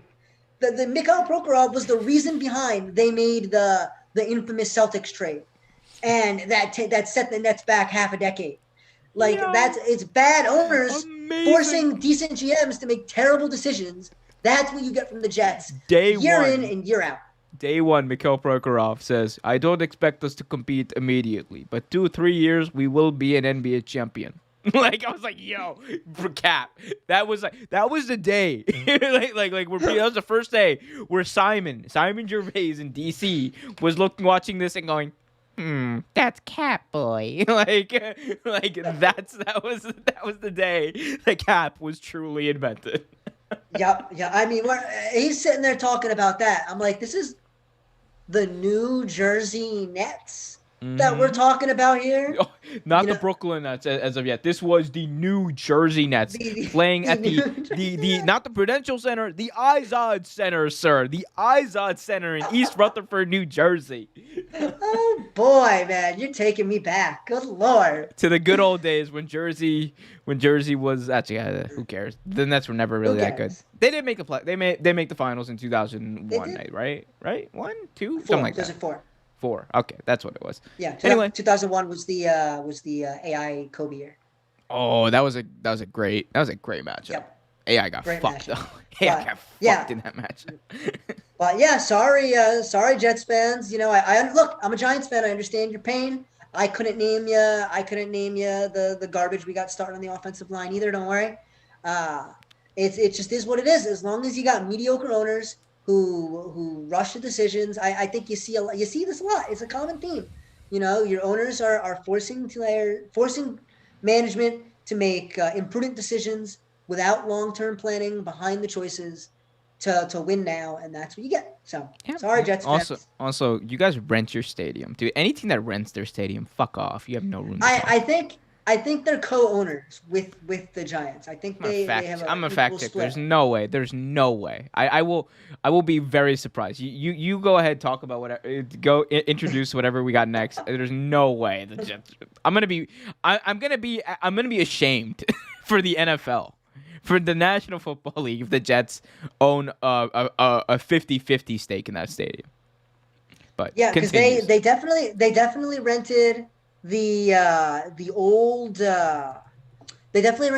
Meadowlands, but I think they own a relatively equal split of the new MetLife Stadium. So anyway, the NFL schedule release will stay here. We have some fun matchups over the course of the regular season. Of course, we have our 17-week season for the first time in NFL history. They'll be playing 17, not 16 games. Some big time games to look forward to. Week 1, we have Cowboys Bucks. I'm sure Tom Brady looking forward to smashing the Cowboys into oblivion. Week 2, we got the Ravens and the Chiefs. Week 3, we got the Tom Brady Bowl between his two teams, the Buccaneers and the Patriots. Week 5, AFC powerhouses Buffalo and Kansas City go at it. Week 12, the Cleveland Browns and the Baltimore Ravens face off in a battle of the AFC North. And in Week 14, the Bills and Buccaneers square off in Tampa Bay. Will any of these matchups tickle your fancy, since we know how much you like to get your fancy tickled? I do like to get my fancy tickled, and I will say that the biggest matchup that I'm looking forward to is that Week 2 matchup of the Baltimore Ravens hosting the Kansas City Chiefs and Patrick Mahomes. I, as a Ravens fan, know the pain that we go through every year, knowing that we're going to get our asses kicked by Patrick Mahomes. However, I do think this year is going to be different. And the reason I say that is because not only are we going to have our fans back, not only are we going to have another year in the development of Lamar Jackson, not only are we going to have, hold up, there's a lawnmower outside. Jesus. Dude, who the fuck mows their lawn at like 9 p.m.? 9:40. Fuck my neighbors. Anyway. Grass waits for no one. Grass waits for no one. Dude, it's 9:40. How are you? I'm sorry, real takers, but come on. It's ridiculous. Like, come on, man. I thought Maryland was better than this. Anyway. Continuing. That's for sure. Continuing my rant. So another year in the development of Lamar Jackson. The Ravens, they have added some pieces on defense, and I do think to an extent the Kansas City Chiefs might be, at that point where the deep runs into the playoffs might be beginning to wane on them. And we've seen this kind of in teams past. Like the NFL season is grueling and long. It's only 17 games, but it is grueling. It is physical. It hurts you. And to do that and to go into February almost for the past 3 years, basically, they went to the AFC Championship game, 2 straight Super Bowls. To basically go into February, like 3 straight years, eventually that takes a toll on the team. So I think the fact that we also play them week 2 might be an advantage to them. And look, Lamar Jackson is a player who has made it known, like he has these kind of goals set out for him. Like last year, it was like, let's get over the hump, let's win a playoff game, and eventually the goal is always a Super Bowl, right? But he wants to, elevate every year. That's the type of mentality he has. That's the type of player he is, and I think he's going to be able to do it. I think last year the playoff was a big monkey on Lamar's back. Now the monkey on his back is the fact that he's not able to beat Patrick Mahomes. It's perception that Lamar Jackson is not able to beat Patrick Mahomes, very similar to the perception that he couldn't win a playoff game. And let me tell you, dude, eventually, the Ravens are a good enough team that they will be able to beat Patrick Mahomes. It's not going to be easy. Thank God we have one of the best secondaries in the league, but Patrick Mahomes also ripped that secondary apart. But again, I am optimistic given the steps we've taken over the past few years, the slow development of our team. I think we can do it next year. I truly think we can do it. That being said, would not surprise me if we lost 34-25, something like that. It's always something weird. We don't get blown out, but we don't lose by just one score. It's one of those weird things. But I'm looking forward to it. I am looking forward to it because it's also going to be in Baltimore. Fans are going to be back. I might be at the game. Who knows? Yeah, I got January 9th circled on my calendar between the Giants and the football team. I still haven't gotten used to that. What a matchup! What a matchup of 2 NFC heavyweights right there. The Washington football team and the New York Football Giants. Well, one of those teams will host a playoff game, by the way. That's what I'm thinking too, because I mean the Eagles are a tire fire, and we don't really know what we're gonna get out of the Cowboys and in Dak's return. Which, did you see that Dak was the 4th highest grossing athlete in the world? Yeah, they gave him shit's unbelievable. They gave him a $40 million a year contract, so yeah, makes sense. Yeah, but that's a $40 million a year contract on top of making 60+ in endorsements. I'm not seeing him in commercials. That's unbelievable. Yeah, no, he has the one. I forgot what it was, but he does have a commercial that there's one that I think chronicles his rehab. I don't know. That's a sports athletic wear commercial. The other one, there's another one out there. I think it's for Microsoft Surface. I don't know, but he's getting paid. All I know is that Dak Prescott's the 4th highest grossing athlete in the world. Then sports is doing something wrong. You gotta change it. Gotta figure something else out. But anyway, I have January 9th circled on that calendar just because of what you just said. One of those 2 teams will be hosting a playoff game, and I will not be surprised if it comes down to that very game to decide which one of them it will be. And I think the Giants are gonna play I guess it'd be 9 wins, right? They'll go 9-8 would be the record to be over 500. A 9 or 10 win team you're looking at. I think the what Redskins or the football team, excuse me. I think the football team you're looking at a 9 or 10 win team, and I think the Cowboys have a chance to be an 8, 9, 10 win team. So I think you're looking at a division that's going to be right around that mark between those three teams, and it's going to come down to those games. The Giants play the football team on January 9th. They play the Bears in Chicago on January 2nd, and then they play the Eagles in Philadelphia on December 26th. They You have a just pretty grueling wait. You schedule. just wait till we see Joe Flacco play December football in the NFC East. That's dangerous. Yeah. I'm not capping. That's legitimately dangerous for you guys. Well, listen to this back half. We're talking the Giants. The Giants' last 8 games at Tampa Bay, home against Philadelphia, at Miami, at Los Angeles, the Chargers, home against Dallas, at Philadelphia, at Chicago, home against Washington. Like the only one of those games that you look at that and say they could get that without like they could get that pretty easily is the game against the Chargers. And the rest of those games, you're looking at an uphill battle in each one of those games. Excluding Philadelphia, but they could always surprise us if Philadelphia, Philadelphia, as some would say. and some would say. But it's an uphill battle for the Giants in the second half of the season, so they can't get off to a start like they did last season, and just play awful. They gotta get their wins early, put them in the bank, and they'll have some tough games that'll hopefully forge a team that can go far in the playoffs. But we'll see. We'll see what it looks like. What do you consider far in the playoffs for the Giants next year? Like honestly.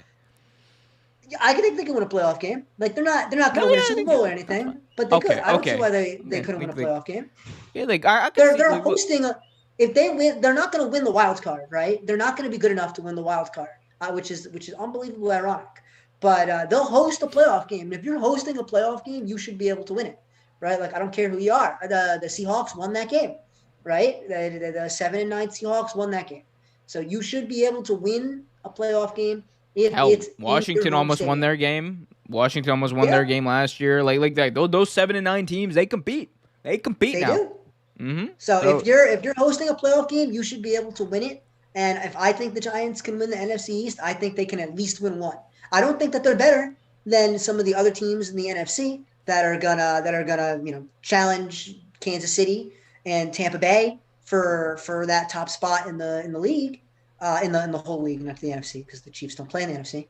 But I think the Giants can win a playoff game. I don't see why not. Obviously their fate is extrinsically tied to Daniel Jones, and we'll see what Daniel Jones looks like. I can't tell you he's going to be any better than he was last season, and he was not very good last season. So if he takes that leap, the next step forward, and is a league average quarterback, is a guy who can, you can rely on to make some plays for you and win you some football games, then the Giants defense is going to be very good, I think. And Saquon's coming back, so you will see what Kadarius Toney brings to the team. So they could be dynamic offensively, but it'll probably take some time for them to put it all together. If Daniel Jones can be as productive a football player as Albert Pujols was a baseball player for the Los Angeles Angels, they're gonna be all right. Yeah, they're gonna be all right. That's all. Look, I'm not asking for anything crazy. Give me and I'm good with that, because they've been they've been a tire fire for the better half of a decade now, and I'm just ready to watch some winning football. It's their turn. The Mets have given me winning baseball. The Knicks are giving me winning basketball. It's the Giants' turn to give me some winning football. It might be the Giants' turn to be in like a 10-year drought. Honestly, the way that things are looking for New York sports teams. Yeah, well, it's been 5-6 years since they've been any good. So hey, man, hey, they 6-10, one game out of first place. All right, one game out of first place. The amount of shit I got for saying the Giants didn't belong, not just from you. From like people in a live chat on a stream I did, was insane. Like they were just like, the Eagles cost us. This was calculated. The Giants keyboard warrior. I don't know what it is about New York fans, man. Y'all are something else. I love y'all. Love the passion. But damn, Logic. Yeah, New Yorkers are something else. God bless. But let's hop over to the West Coast. Back to the NBA some more. We got Wait. What about we Tom got one Brady? more. Ooh, yeah, What yeah. about What Tom about Brady? this? No. We didn't talk about Tom Brady. I mean, Tom Brady's I'll, gonna I'll, I'll he's talk gonna about. be How good about this I'll talk season. about it? I'll You talk talk about about it. Tom Brady. You Okay. want to I say mean, something about Tom Brady? Talk about Tom Brady. I just wanted to mention, one of the other key matchups that is going to take place this year is Tom Brady as a Tampa Bay Buccaneer returning to New England. I believe Mike Tirico of NBC Sports said of this game, of this matchup. I spoke to Al Michaels when the schedule came out, and he said that might be the most anticipated regular season game he can remember. And I think he might be right. And I seriously do think like that's something like I think that was caught a lot of people's eye. I think Tom Brady, Week 4, coming back to face the New England Patriots is like this is it's weird because I think it's definitely bigger than Peyton Manning going back to Indianapolis to face the Colts. I think it's bigger than a lot of like these matchups of like former teams for quarterbacks that we've seen because we literally have we know he's the greatest player ever. He's returning home to a team that he won 6 Super Bowls with. 6 fucking Super Bowls with, and coming off of one Super Bowl, it's like we've never seen this dynamic play out, and I don't know, it's gonna be interesting because the Patriots are definitely gonna be more competitive this year, and we're finally gonna get to see that Brady versus Belichick head-to-head matchup, that chess match between those two, and we're gonna see like there's nobody in the NFL that knows Tom Brady better than Bill Belichick. And if there's anyone who can, maybe put some cracks into what he's been doing in Tampa Bay, it might be Bill. Again, we don't know. But that's something I'm excited to see. So I just want to get your thoughts on that. Yeah, I think it's going to be super interesting. I am also excited to see that chess match. You're absolutely right. Nobody knows Tom better than Bill, and it'll be interesting to see how Belichick and the Patriots approach that matchup. I think that the Patriots probably won't be great again this season. They'll probably be a middle of the pack team, and with the Bills emerging as the class, the AFC East, you're probably looking at another season outside of the playoffs for Tampa Bay, or excuse me, for New England. But I think that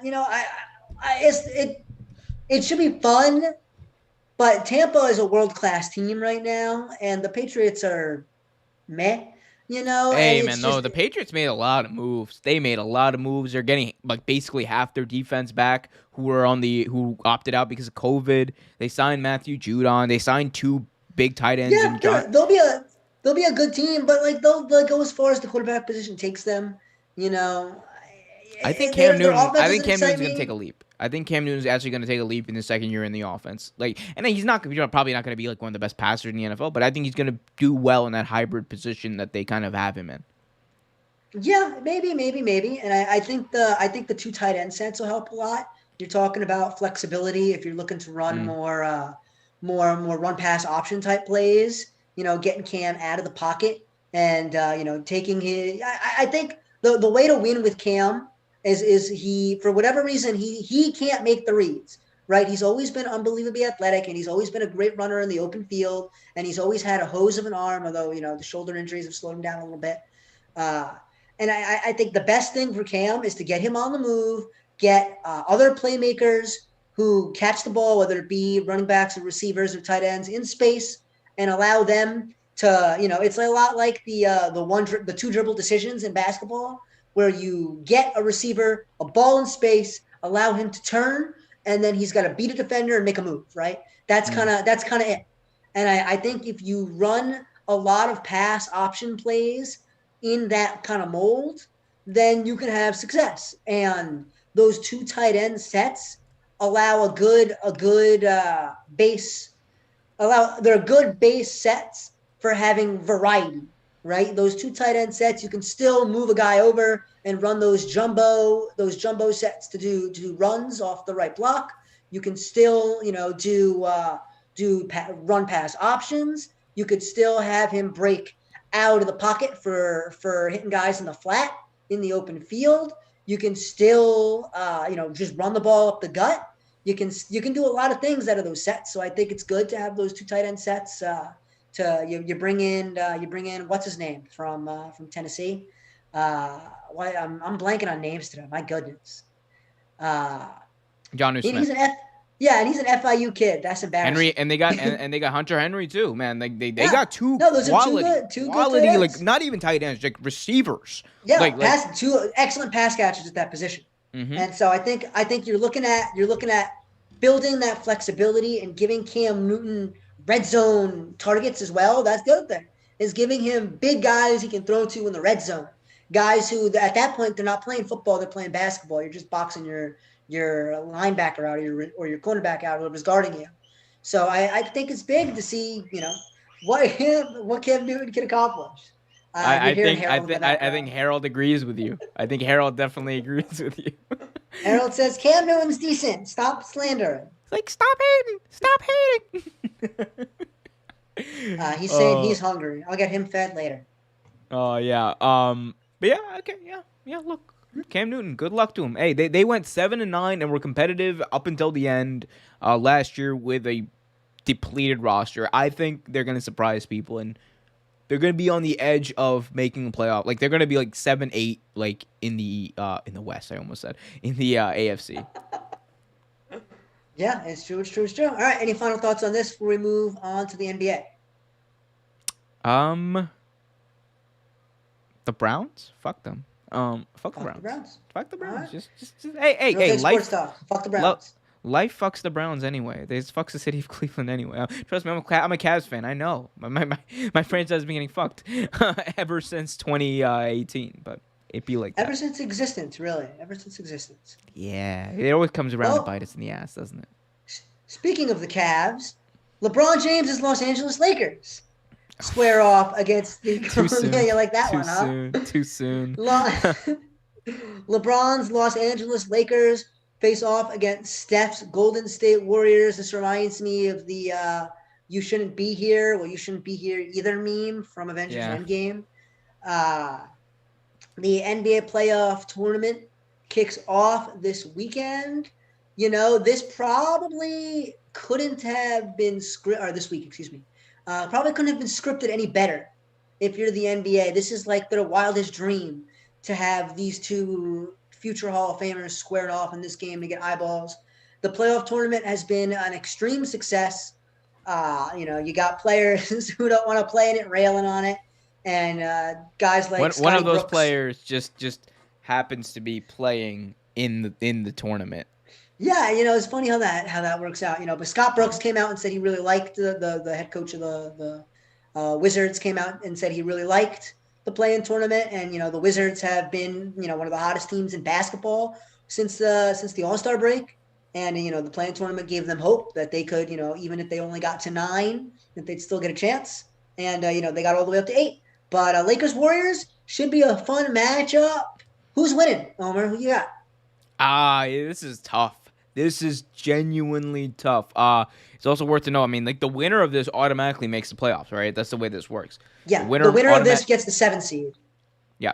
So they get the 7th seed. The loser has to play like the winner of the other play-in matchup, and then to hopefully make the playoffs. That being said, man, like I know that a lot of conventional wisdom would probably tell you, LeBron is probably gonna win. But man, I just feel like this is one game. Like if this was a 7-game series, I would probably take the Lakers. But one game, man, Steph can go off. Steph has the ability to go off and go off in a hurry, put those shots up. I think, because it is weird. You're getting to see that that it's kind of like March Madness type feel in the NBA, and you never know what's gonna happen. So. It's going to depend, obviously, I think, at the end of the day, it's going to depend on LeBron James and how much and what he's looking like. Because we know he's not playing at 100% right now. He's playing well, but again, he's at not 100%. He came back from the injury a little early. So we'll see what happens. I'm going to go out on a limb and say the Warriors because I think Steph, as of late, Ooh, wow. has been playing very good. And like I said, 7-game series, I'd go with Lakers, but one game, man, Steph is a beast. And in one game, I think he could go off. I think he could go off, and it might be too much for the Lakers to handle. Genuinely. Yeah, no, I think that's the kind of worst case scenario for the Lakers. I think at the end of the day, everyone has known that, right? Steph did it yesterday, right? Dropping 46 to get them into that 8 spot. I think that everybody has known that in one game or even in a 7-game series, there are a handful of guys that can just literally do it by themselves, and Steph Curry is one of those guys. So to say that Steph could pop off, drop 50, and will the Warriors to victory, I see that as well within the realm of possibility. I'm going to roll with the Lakers just because I think that you shouldn't have an excuse as a title favorite. There's no reason that a title favorite can't win one game, right? Like you have to do that to win a title, right? You have to continually win one game.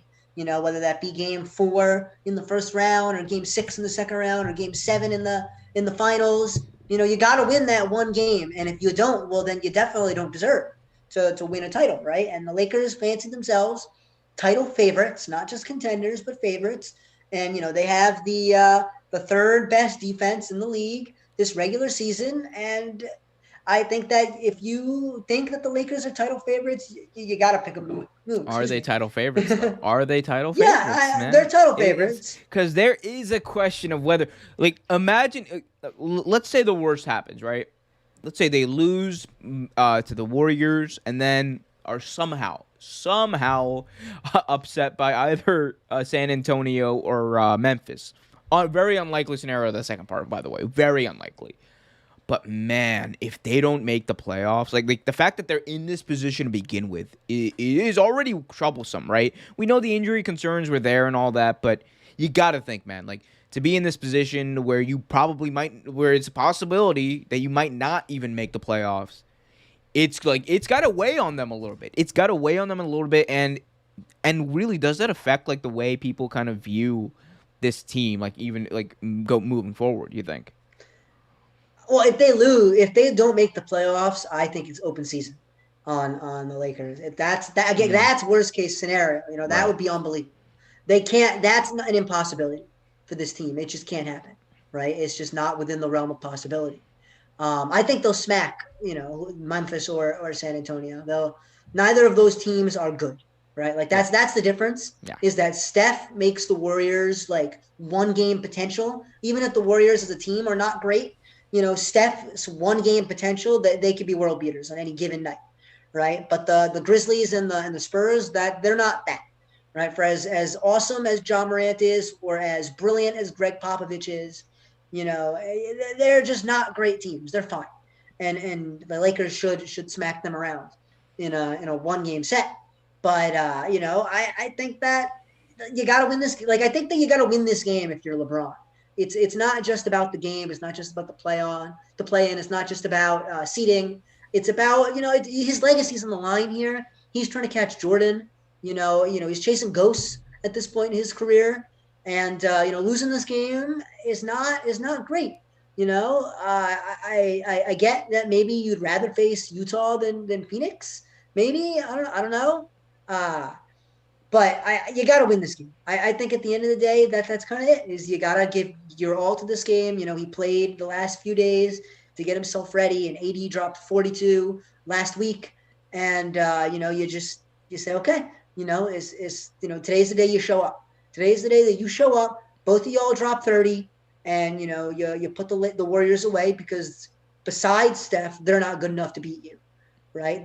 Besides Steph and Draymond, the Warriors are not good enough to match up with the Lakers, and that has to carry the day if you're the Lakers franchise. And if it doesn't, well, maybe that's some looking in the mirror about what the future holds, given that LeBron is 36 going on 37, and that you got KCP locked up to a long-term contract, and you got to re-sign Montrezl Harrell, and you got I think what's his name is locked up too. I'm really blanking on names today. Give me the point guard. I'm struggling with names today. I don't know what it is, but you leave me LeBron, point guard for the Lakers, LeBron. No. I mean, freaking from OKC in the trade. You mean Schroeder? Dennis Schroeder. Thank you. Yeah, my man Dennis Schroeder. I think they got him for what, like 2 more years, something like that. So they got some decisions to make about how they're going to structure this team around an aging LeBron who showed some weakness this year, and an AD who has never proven to be able to stay healthy. And that's kind of the question if you're Hmm? talking about long-term perception. If they lose this game, but the question is like, really, are those question marks gone just because they win this game? Like one game is going to change No. all those No, things? I look, don't the think fact so. that they're like I said, the fact that they're in this position to begin with is a little bit of an indictment on this team. And again, like I said again, the injury concerns like they're there, but that's part of the game. Like LeBron James at this point, what is he like 35 at this point, right? He's 36. 36. He's no spring chicken. He even says he'll never be 100% ever again in his career. AD, like you said, consistently, like every other year, seems to find a way to get injured, get nicked up, and then so again, it's like can they overcome these things that are just bound to happen at this point? Because LeBron, like we said, not going to get any younger. I don't know. I don't know. A lot of people would say that they might need to bring in another starter. A lot of people, other people would say they might need someone on the team already to elevate their game. And there's one Taylor Horn specific. Tucker. I mean, yeah, there's a few players out there who could probably elevate their game, but then again, are they capable of doing that? We don't know. Again, we'll Yeah, we'll I think see. it's very interesting. I think the Lakers' long-term prospects are very interesting because you're talking about a team that's gonna need to acquire a quote-unquote third star, right? A guy who can help ease the load on LeBron. And we thought for a little bit it could be Bradley Beal, but Hmm. the NBA is renegotiating its TV deals in 2024, so you're probably looking at another cap spike similar to the one that allowed KD to sign with the Warriors. Maybe the NBA learns their lesson this time around and smooths the cap out over a few years, as opposed to allowing a ridiculous spike that will let a team like the Lakers or Clippers sign a third star to complete them. But the question is, can you use that money, and who's going to be available? Right? It's what team lets a player go, who demands out of their contract. Anything can kind of happen. You saw with Harden and Butler, in recent year, and Kyrie and Paul George and Kawhi in recent years, with the volatility of stars moving around. And while it looks like right now everyone's kind of happy where they're at and things are moving kind of okay, what happens if the Clippers get bounced in the first round? Does Kawhi bolt for, like, I don't know, New York? Right? Does he sign with the Knicks or something? That's me manifesting good vibes in the air, yeah. But what if he thinks about our conversation from earlier and says, you know what, maybe I did fuck up coming here to go home, and maybe there are teams with better supporting cast out there, and maybe he was the other choice, right? It was between the Lakers and the Clippers to sign Kawhi. So I don't think it's that far fetched to think that they could move salary around, get a guy like Kawhi, and then bring in minimum contracts to buoy to buoy a big three. And One and like so yeah, one thing I will say, and I agree with a lot of what you said, but the one thing I'll say is this probably wouldn't be a problem if they had traded Kyle Kuzma instead of Brandon Ingram. Probably would not be probably that wouldn't. big of that big But of an issue, but I think the question there is, does Ingram become who he became, given without the kind of room to grow that he oh had no, in New no, Orleans? he look, would he be the exact same player at this point? No, but probably now in the time where this year especially, I think he probably would have had the room to grow because LeBron and AD were off and on injured like for a lot of the season. So I think this year probably would have had that year to that time to develop that room to grow, and it would have been I think a good hybrid situation for him. And then but again, that's revisionist history. That I mean, not revision. That's like a fantasy land at this point because Yeah, Kuzma was there and he obviously good player, very good player, solid piece, great player, but great but player. not but not like not the third guy, like Not not the like third guy. not that third guy that you would want, right? But it is Yeah, it was, he's a 3 and D wing at this point in his career. He's a yeah, and guy who that's can guard the fine. 2, 3, 4, and he shoots well, and that's kind of it. You need that. Yeah, you need that piece. Yeah. Like the Warriors early on, they needed Harrison Barnes. It is what it is. I think that's actually a real good comp. I think Mm-hmm. that Kuzma becomes he's not as good of a scorer as Mm. Harrison Barnes is, but he's that kind of guy who I think is going to settle into that role and stay there for a while. But he's not going to be the third piece. He's a great fourth piece. If he's your fourth best player, then you're doing the right thing. But I think the Lakers have a lot of misplaced trust in Taylor Horton Tucker's development. Yeah. And if you're he like I think that to say that they're just an outsized duo in Los Angeles, like that's what's going to make them is they're those two dudes. Is I think that for as good as they are, I think relying on their health is probably not something that you want to do. I just don't think you want to do that. I think that there are teams more poised in the West to go past them. I think the Mavericks are poised to jump this Lakers squad in a few years if they can find the right piece to fit around Luka. I think the Nuggets with Jamal Murray are already better than the Lakers, and they would have been my title favorites. Without Jamal Murray, they're still title contenders, although probably not favorites, right? I think that Utah has been awesome. Depending on what Chris Paul does this offseason, the Suns have been awesome. And, we all love Devin Booker. We think Devin Booker is great. Let's see if he takes the leap to kind of superstardom. We're talking about a guy who goes from being a borderline all-star to being a guy who's kind of a no-doubter in the Western Conference. Like there are a lot of teams that I think can move forward, and the West is dangerous, and that can snap, right? That's right there. Any team can kind of break and just become awesome because we didn't see it coming with the Warriors, right? We didn't see that shit coming. It came out of nowhere. That they just went from being good, and they fired Mark Jackson, hired Steve Kerr, and then they went from being good to being literally unstoppable. So, it's kind of figuring out being ahead of the curve is who is going to be that team that snaps and finds that next step and that superstar who really grows into it versus, are the Lakers projectable? Are they a team that year in and year out you can rely on what they're going to bring in kind of a way that the Spurs existed for, 15 years under Popovich and Tim Duncan and Manu Ginobili and Tony Parker and all those boys. So that's kind of the question is can the Lakers fit that Tim Duncan-y Spurs mold? But they're gonna need more firepower to do that moving forward. And I don't know. I think for this year, not right now. For this year, not right now. For this year, if LeBron and AD are healthy, they can beat anybody, right? Because you're talking about two of the top 8 players in basketball, right? 2 of the top 8, 10, 12 players in basketball. But, moving forward, you're talking about aging LeBron, the AD hitting his prime, but maybe not staying healthy.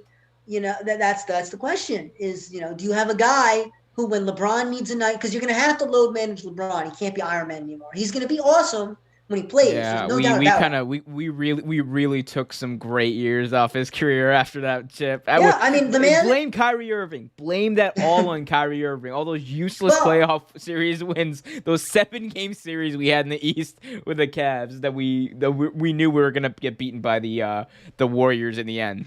Like blame that all on Kyrie Irving for going to the Celtics because I want to be the leader of the team, but LeBron, well, keep in mind that if you combine regular season and playoff minutes, LeBron James has played the most minutes of anyone to play in the National Basketball Association, and he is still going, right? We're talking about a guy who entered the league at the age of 18 and who is playing at the age of 36, right? Having made it to 10 NBA Finals, having won 4 of them. We're talking about a guy who is a walking conference finals. If you have him on your team, you have a conference finals berth. Man. Right? Don't get me wrong. I'm pulling an Andrew here. Don't get me wrong. But, man, I like Kyrie, but I'm never going to forgive him for leaving Cleveland. Like that's like... Oh, my God. Left for the... Y'all. No. He left for the dumbest reason. Like, LeBron had... The first time around, even LeBron had a more than valid reasons to leave. Like that they were not building a team around him. But damn, bro, he left because he was being a baby. I do not accept Kyrie slander. I do not accept Kyrie slander. That's not slander. That's just the truth. It is. He needed to find himself. Because he needed to find himself. Yeah, he found himself. He really found. Oh, come on. It's a personal growth journey. We all do it. Why? Dude, Because Kyrie Irving is a I'm basketball sorry. player. He can't be human. That's not what I'm saying here. I actually agree with a lot of what Kyrie has to say off the court. But bro, he left the team, and then 2 years later, he's like, "Yeah, I probably shouldn't have left." Fuck that, man. We could have competed against that team. We could have competed against those KD Warriors with Kyrie. We would have had a much better chance. Yes and no. I mean, yes, maybe. no, But, yes and yes, bitch. Yes and yes. Don't, man. Look at what Kevin Love. Look at what Kevin Love has become. I just think that you'd be cycling through minimum vets. What do you mean? I'm talking about those next like 2 years. Like they were only like those next 2 years, bro. Because like LeBron stayed 2 years afterwards. That team was gonna blow up no matter what in 2018. I was prepared for that. I was 100% prepared for that. But man, like you couldn't give me 2 more seasons, Kyrie. You couldn't find yourself, man. You couldn't find yourself while potentially winning another chip. Yeah, I think it was the perfect storm. He had a good opportunity in Boston. I think we learned that the Boston culture is very toxic. And then what happened? What happened? All these young guys are really good. Man, fuck this. I don't want to play for this team anymore. That's like he did the same thing. Because I don't think he did the same thing. He absolutely did the same thing. I'm putting 90% of the blame on Boston and the Boston apparatus. On Danny Ainge? Danny Ainge is an asshole. Fuck Danny Ainge. Fuck the Boston Celtics. Fuck that goddamn franchise. Are you kidding me? I will take all the Boston Celtics slander that exists on earth. This is it looks amazing. Like so very impartial coming from a Knicks fan. Look, man, I don't hate anybody because I'm a Knicks fan. The Knicks don't have rivals. Nobody cares about you when you win 15 games every year for 15 years. Nobody gives a flying fuck about the New York Knicks. I don't give a flying fuck about anybody from a New York Knicks standpoint because it doesn't matter. It doesn't fucking matter. The Knicks are going to lose 50 games every year. What does it fucking matter who beats us? Are you kidding me? The guy I hate most is TJ McConnell because I've never seen a backup have that many game-winning shots against the team. Damn it.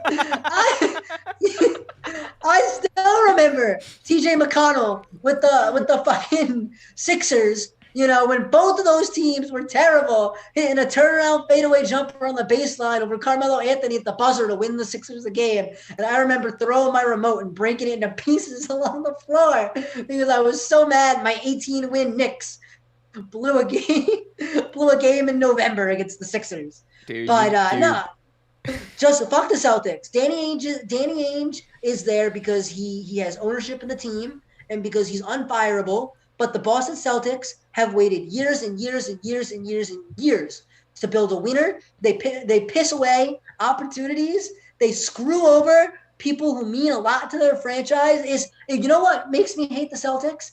Will always be trading Isaiah Thomas. Screwing Isaiah Thomas out of hundreds of millions of dollars will be the reason that I hate Danny Ainge and the Boston Celtics. Because Isaiah Thomas I agree. You know what? Everything out there for that franchise. The end result of that, I agree. Because that would have meant that Kyrie would have stayed in Cleveland. I agree with you, Johnny. I 100% agree. I didn't want IT to begin with. I knew that was going to... Because IT comes into Cleveland. What's the first thing he does? Man, the team really sucks when I'm playing out there. Fuck you, Kevin Love. Like literally. He calls a team... IT, the guy who just came to the team like 2 weeks, not 2 weeks, 2 months into the team, he's just like, man, let's call a team meeting and talk about Kevin and how terrible he is. Like, Kevin, whenever I'm on the court, you're trash. What's up, pal? And Kevin Love is just like, dude, literally, you are so trash on the field that I get anxiety and depression, and I leave to go to the locker room. I had to miss games because that's how bad you were making me look. Jokes aside, man, like I agree with you to an extent, but it's also like, man, like Kyrie also could have just ate. He could have just eaten it, man. He could have just eaten it. I'm just saying, man. Man, he very well could have. Dude, those KD Warriors were so unstoppable. There's no way Kevin Love and LeBron were gonna beat them. No way, Kevin Love.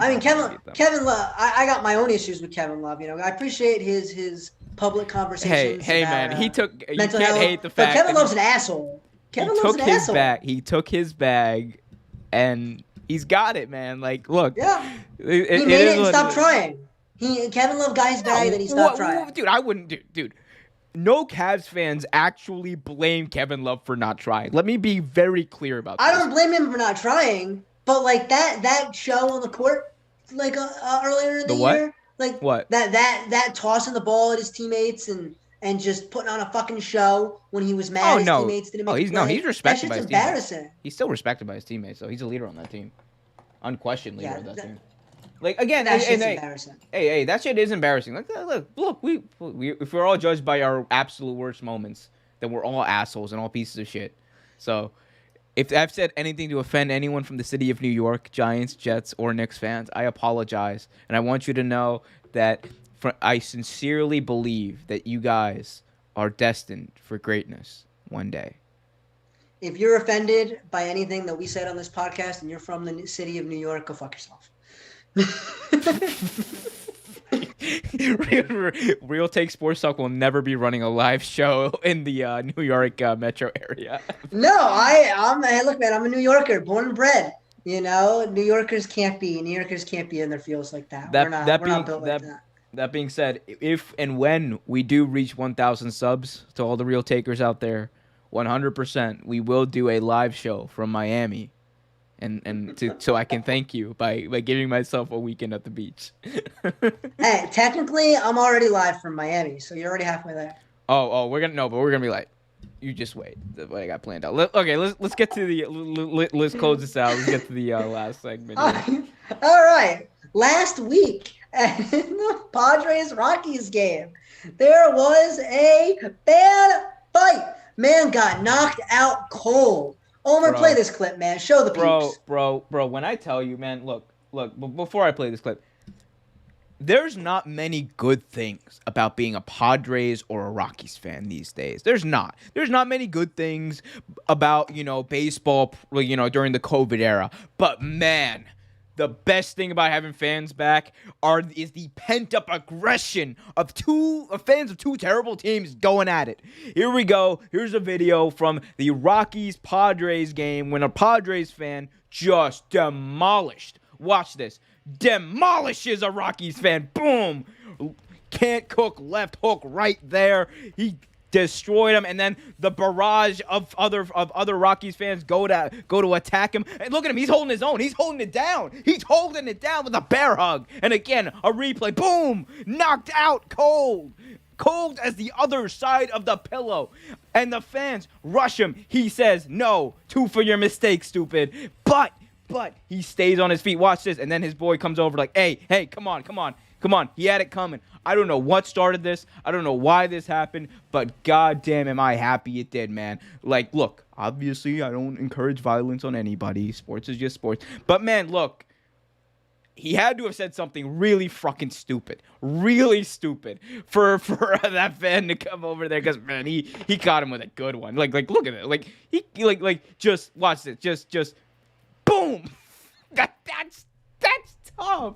Like, that's a mean right hook, man. That's a mean right hook. He went. Like, here's the thing too. Like obviously, again, not endorsing violence, but bro, this guy is coming at you, and your first instinct is like, oh, my hands are down.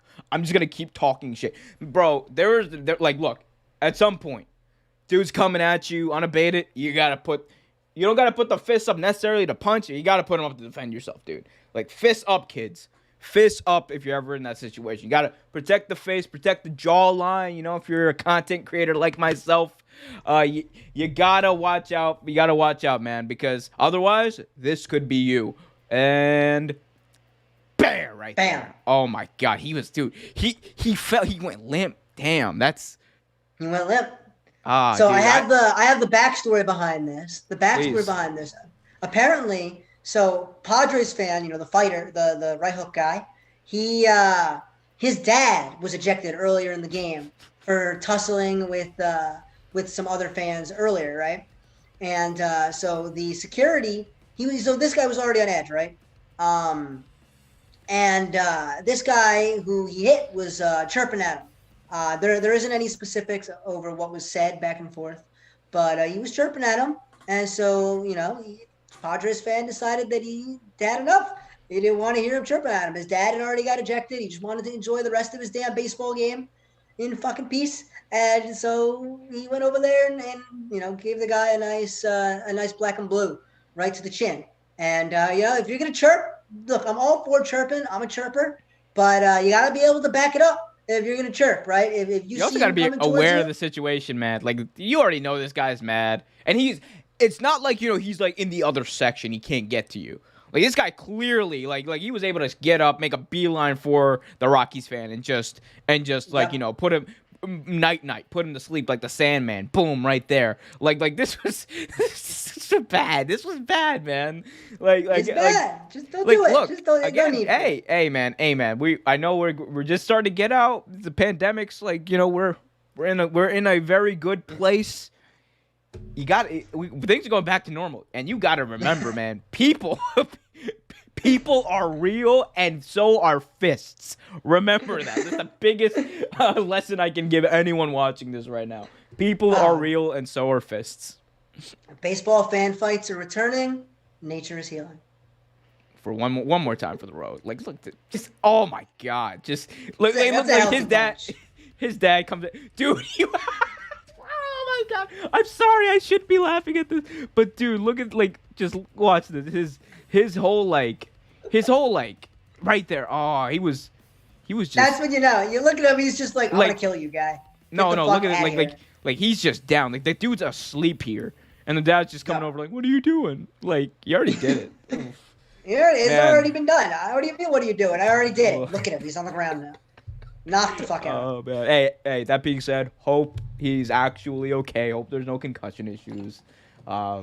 We hope we again do not condone violence, but damn, I can honestly say we don't know the entire backstory, but from what you've said, either way, whoever's in the wrong, stupidity is definitely the cause of what we just witnessed in that clip. I can honestly say that. Stupidity. It's a hell of a drug. Yeah, it's a hell of a drug. Yeah. All right, Johnny. So that's any final takes tonight, Bob? This is. I think we talked about everything we usually talk about in the final take segment. We talked about the Knicks. Yeah. We talked about you got some Mets talk in here. I mentioned the Cavs. I went on a few tangents. The Ravens. We've covered everything. I think we did a good job. We touched on all our bases. We're rounded third now. If Andrew was here, what would he say? All right, so so when we get Zion, when we get Devin Booker, and when we get Jamal Murray, that's gonna be that's just the beginning. Like that is just the beginning. Like, you just fucking wait. You just fucking wait. The Thunder are gonna trade us Cade Cunningham. Yeah. So here's the thing. I like that kid out of France. I like that kid. I like that kid out of France. But Ntilikina, man. Yeah. We're gonna trade him for the number 1 pick next year. And I'm telling you, the Knicks in 6. The Knicks in 6. Andrew was saying the Knicks are the favorites to come out of the East. He would have been insulted when I said I didn't think the Knicks were going to win the championship. He was insulted. You can go back and watch that from last week in our Knicks video. Literally, Johnny, Andrew's like, yeah, I think we can, when we beat the Nets. Like, he was so absolute, too. He was like, when we beat the Nets. And Johnny's just like, no, we're not beating the Nets. He's like, what? How dare you? You're not a real Knicks fan. Oh my God! But that's what we love about Andrew, man. Like, he keeps it interesting. And hey, we can say what we want. A lot of times, not always. A lot of times, he does have some sound logic to what he's saying. Like, he's very knowledgeable. He knows how to spin. Knows how to spin. That he does. All right, everyone. That's going to do it for us this week. Be sure to join us again next week. In the meantime, keep the conversation going on Twitter by following us at Real Take Sports. Make sure you subscribe and you hit that like button, hit that notification bell. Make sure you get all the real content coming your way this week. We got WWE, we got hockey, we got anything fun that comes up on sports this week. Hockey playoffs, basketball playoffs, maybe more fan fights. Who the hell knows? Until next time, For Omer said bye to the peeps. I'm saying bye, signing off for myself and this poor Rockies fan just one more time for the road. Boom. Bye-bye. Good night.